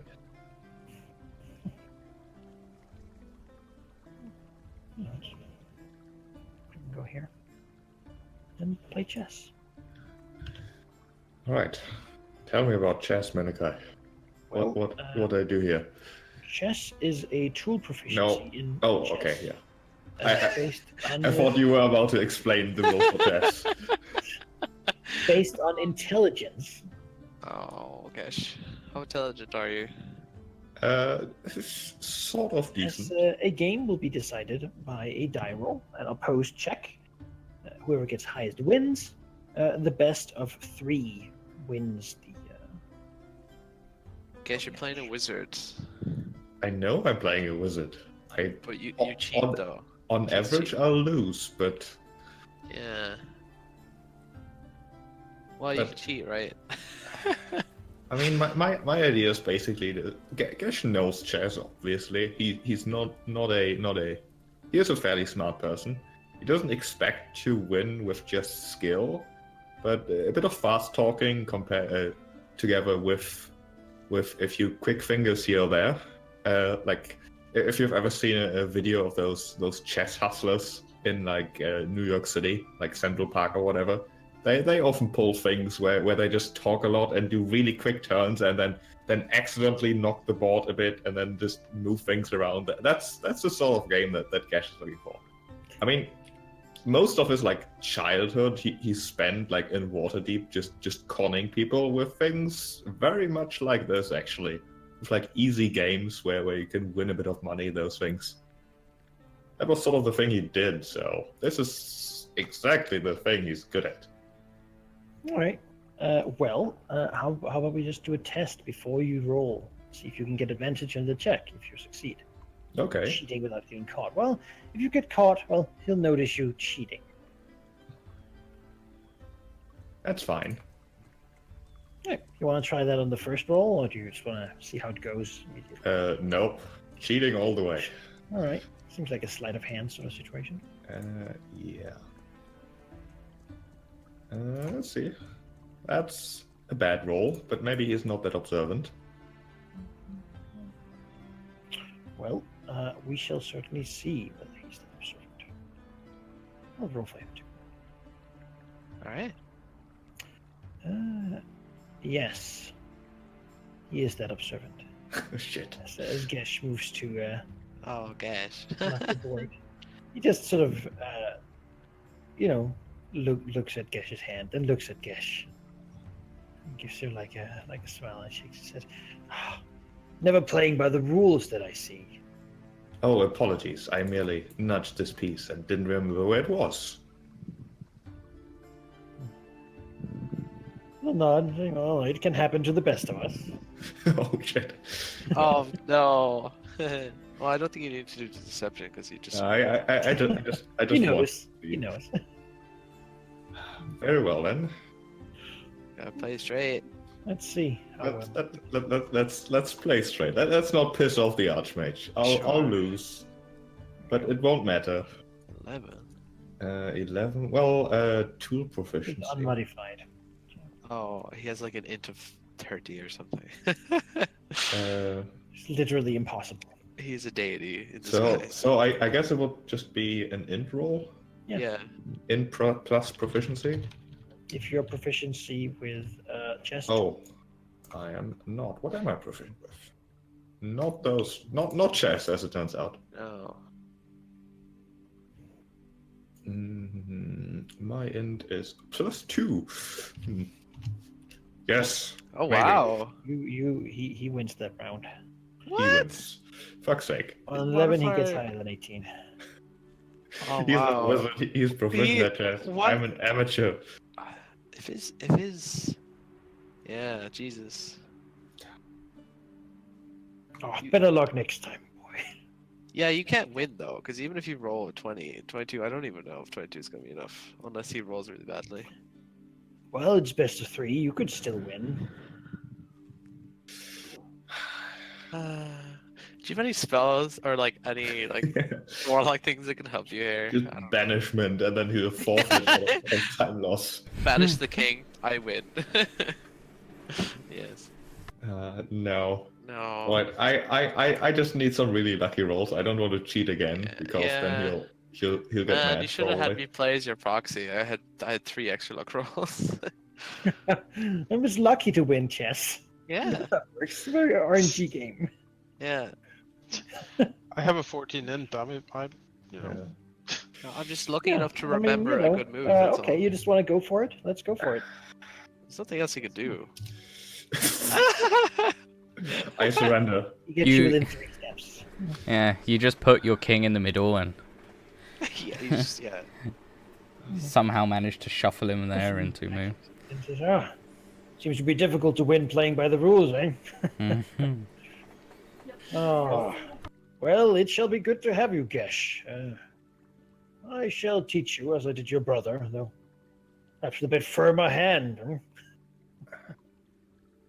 Well, it certainly speaks volumes that you would only give up that amulet of yours if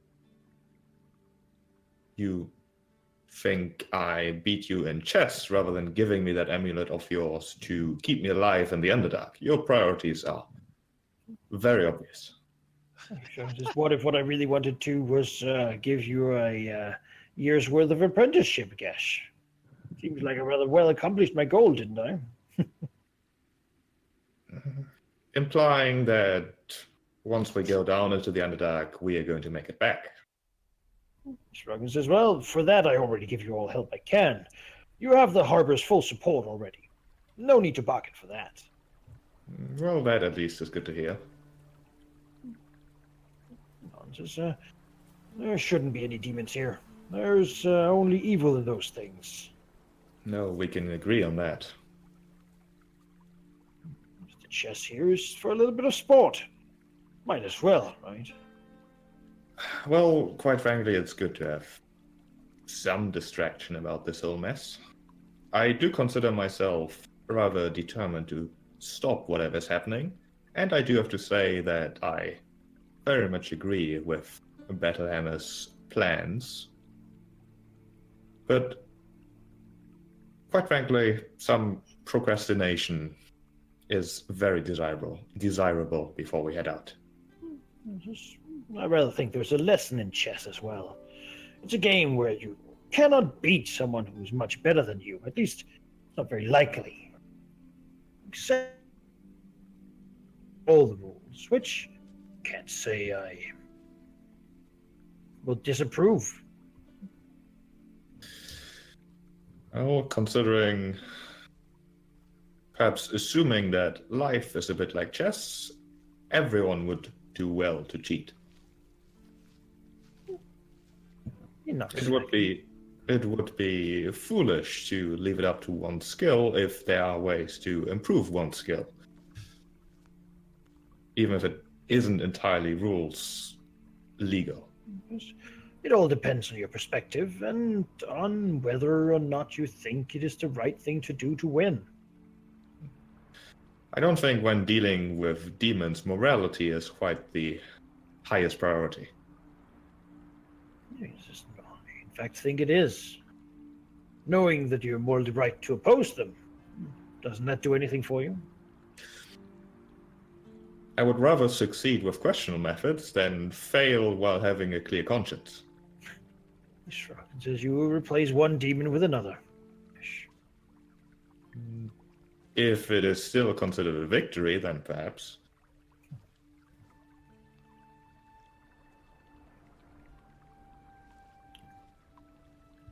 Is it not a pragmatic way of thinking? He shrugs and says, perhaps it is. Sometimes methods are necessary that might not seem obvious.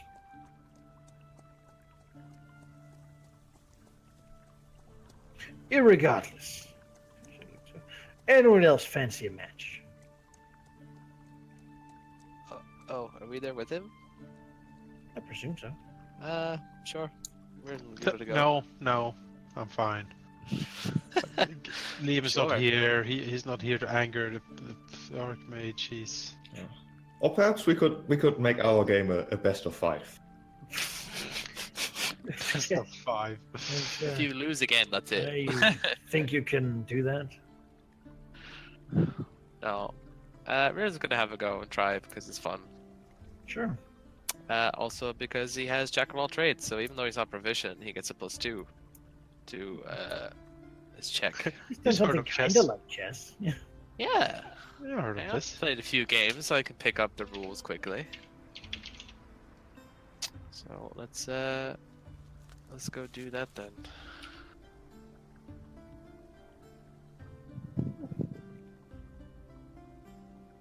Yes. Well. You beat him in one of the games. All right. Amazing. As he leans back and laughs out loud. We're lost with him. Ah. This is beginner's luck, I'd say. Oh. You're going to have me playing with unusual methods after long. Hmm. Wait, and try again, really. All right. Let's see. Save. Intelligence. You can 2. do it. Can I? Yeah. Can I That's lucky a that? 16 though, with your bonus. No, bonus is added in. Sure. I want to try. Yeah, and it see what says a it's lucky roll included. does. Okay. Oh, 18 Oh, plus boy. 2, 20. Wow. You beat him. 20. You're lucky. I don't know how that manifests in chess. Maybe he makes a misstep that he doesn't realize. Yeah, Oh, he he moves goes his to thing move and it, and it's like, ah, crap. Well, it's too late to reverse it. Yeah. You know, the touch rule or something. He touches something by accident. He's like, oh, ah. Old hands. Yeah. Yeah. All right. Let's see the last one. Okay. It's best of 3. You already won 2, so Yeah, you already won. Yeah, we might as well go again, just for fun.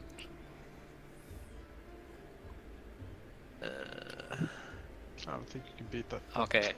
Well, since I'm having a rest, I might as well try one more. 15, nah. No. Should have wagered something on that one, eh? Oh. He shakes his head slightly. It was fun. That was the main point. Yeah, you won fair and square. How about we offer you a trade? Oh. You're from the Heart Spark. Got a lot of resources, that one, I know. Word travels to Waterdeep. Indeed. Some scrolls, books, the like. Yes. Sure, we can work out some sort of agreement. Tell you what. I'll go borrow a few of those books from my library. And for the duration, I can let you borrow this old thing. Just respect the shield. Well, I trust you to keep them to good condition, so if you do, I'll agree. Just likewise. Oh, it is rather sturdy, the old thing. I'm sure it could take care of itself and us. He nods. She'll, okay, I should say, well, it's been a pleasure, really, both of you. Likewise. I hope you enjoyed those books. People are always surprised at what I've learned to expect the most from the smallest creatures. Luck favors us in ways that even we don't understand. We'll take the amulet, and then Lord and says, I will reconfigure this to you. If you'll come by tomorrow. That sounds good to me. Excellent, then. Now, anyone up for another game? Jimja steps up. Can I make a bet with Jim Jar that he'll lose for the two Sure. that he gave me earlier? Sure, I mean, Jimja's going to play. He loves games. Yeah.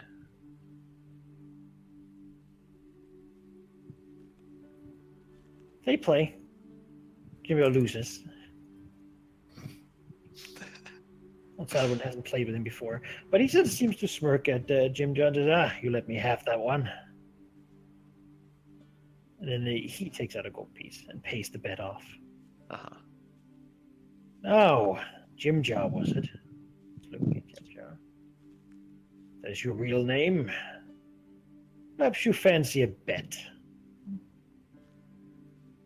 As he grins. A favor for a favor? Should you succeed at this whole mess,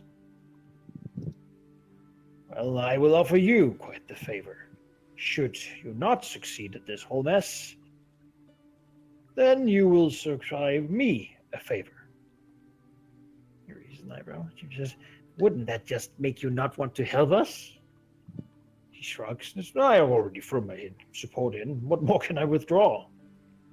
She just shrugs and then nods. Very well. All right. Okay, so keep an eye on this one, eh? He's sly. Oh, we know that. Oh, we know. He likes Gesh. I mean, it's not a warning sign of nothing. Someone's sort of looks thoughtful. She looks at Jimmy and just pulls his beard a little before nodding to himself. If you wish to have more nights of excitement, then feel free to come along. I will be keeping an eye out for this traitor as well. Can't have them running around. But if nothing else, I can assure you, this place is safe. That seems likely. Again, the Harpers are with you. You have no need to ask. Fucking Harpers. Meddling and everything. Mumble. Shall we go to the Emerald Enclave? Sure, let's visit the tree huggers. Hey I now. didn't know Cirilla was such a hippie. Snorting derisively. Hey, now, I didn't know I was good at chess either, but things change. Is it because Cirilla smoked weed in high school? Cirilla just has a friend that's in it. Yeah, Cyrilla can go to the home because Marista Malkin lives here. Marista Malkin. It's a quaint dwarven home. Very nice and outfitted well with thick rugs and a roaring fire in the hearth. It's rather cozy, really. Marista opens the door and gives Cyrilla a hug, saying it's nice to see her after so long. I'm glad she came along, to speak. If the rest of you gone with? Sure, I think. Sure, you'll also be asked in, and she'll say, "Nice to meet your friends." She'll, She's impressed at your bravery. Cyril will say that, oh, it was found, not born. And my companions helped me with that. I only wish that we could have met in better circumstances. Yes, the situation is quite dire. Hmm. I've been looking around. Some of the deepest growing trees are beginning to show signs. She shakes her head. It worries me, Cyril. It really does. If the land changes, then soon the rest of the world will change with it. She nods and says, so you mentioned that that you might have some information about all of this? I've been taking a look, spoken to some contacts. The Emerald Enclave, we keep an eye on most things that goes on in the natural world. The Underdog is indeed going mad. It seems that a lot of the fungi down there is spreading. It is eating all other life, animals, forests, just rotting away. Like a plague. Spores, not natural, just taking over everything. We're beginning to see it spread to the surface world, Cyrilla. So, get you a cup of tea. Trees withering, turning dark, blackening. A bird sitting there, getting infected, then carrying it on. It's slow right now, but it will continue to go faster and faster, exponentially, until everything's covered in it. Well, Whatever luckily, is on to go, the rot has taken root. luckily, we know the exact location of the source. So once we find some weapon or another, it shouldn't be too difficult to fight. We tried sending our own people in, perhaps foolishly, well, most likely foolishly, to see if we could find more information. You have my support, of course. I'll bring whatever I can. I am not high up in the Enclave, and many of our people have already entered the Underdark, trying to solve this problem. Sadly. There is someone, a friend, who hasn't returned. If you find any members of the Enclave, I would ask that you bring them back, or at least send word of their state. Mm-hmm. Well, sadly, knowing what is causing this, I'm worried that there might not be many. We saw it firsthand. She kind of looks to the others. Says, it's mind breaking.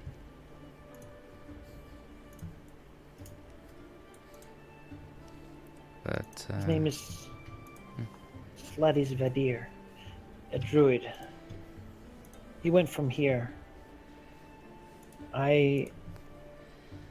We've been living together for a while, and he went in to see if he could find some more information. I stayed behind to make sure that one of us was available should something like what's happening now occur. If you could recover him for me, Cyrilla, that would be a grand favor. she nods. If you find him, or any word. I won't ask you to compromise the mission. No, of course. But if we find him, I'll, at very least, let you know. She nods, gives you a slight smile. Says, thank you. It is all terrible, but I'm glad that so many of us are coming together about it. Finally. It only took the end of the world. He Well, that often seems to be how it is.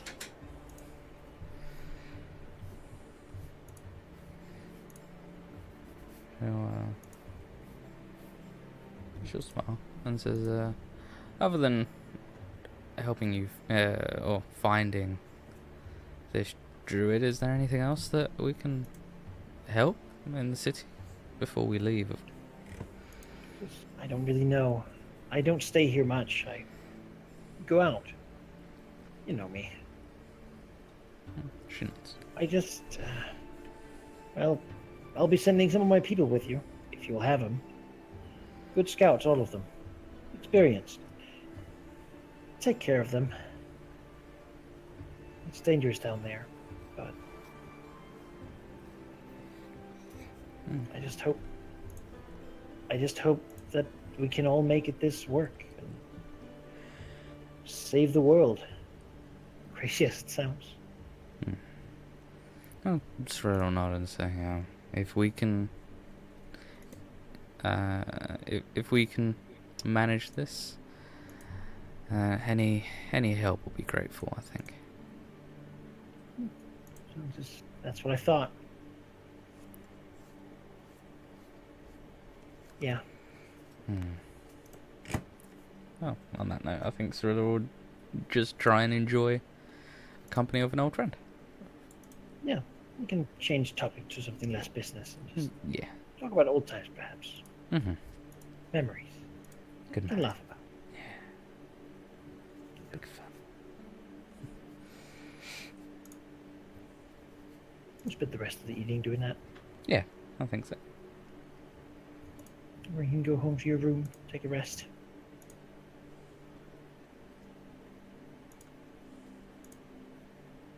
If you so desire. Sure. Why not?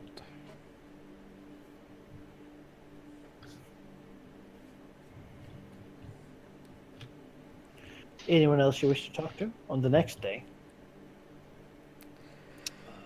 The Naga, I guess?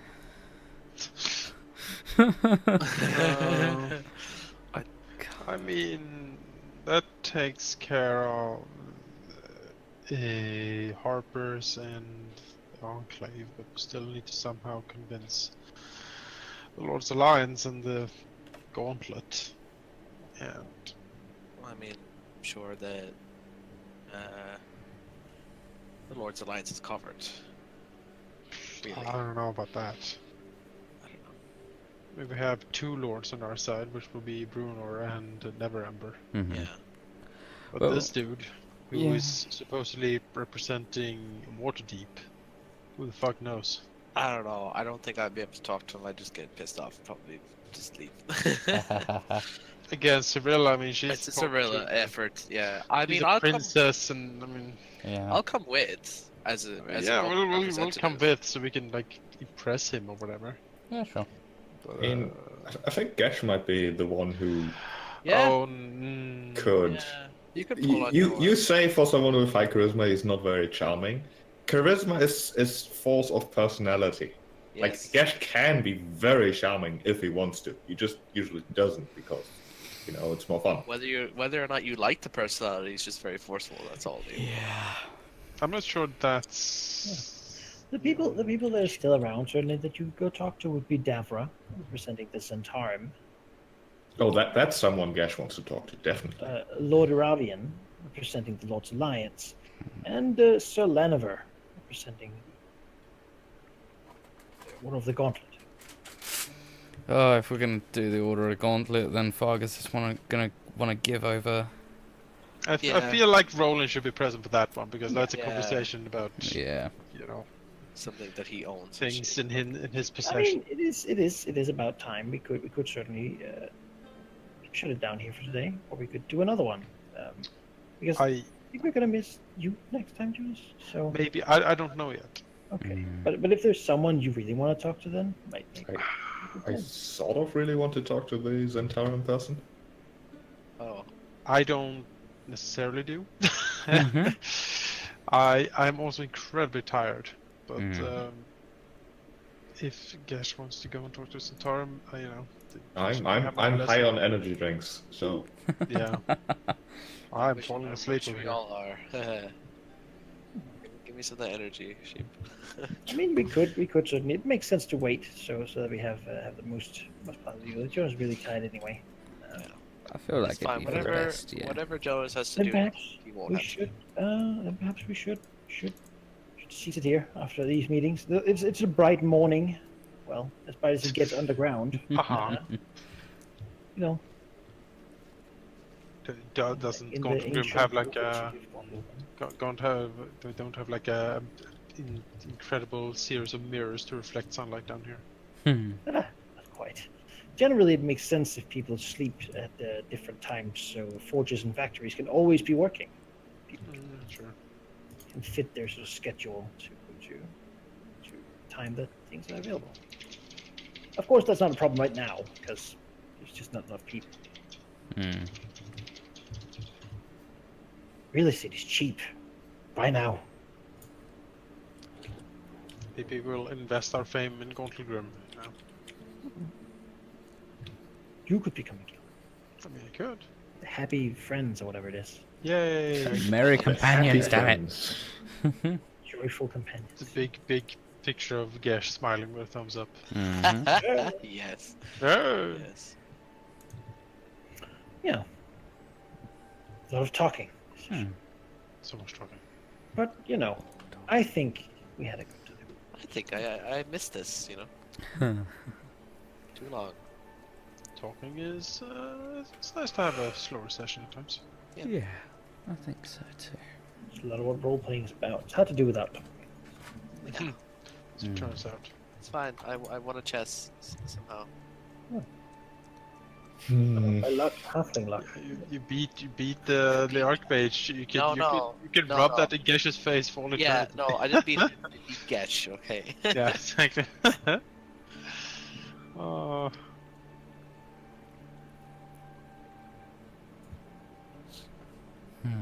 Well, Fucking harpers. on that note then, I think I'm just gonna end the stream. Sure. See you guys. Yeah. See ya. Bye.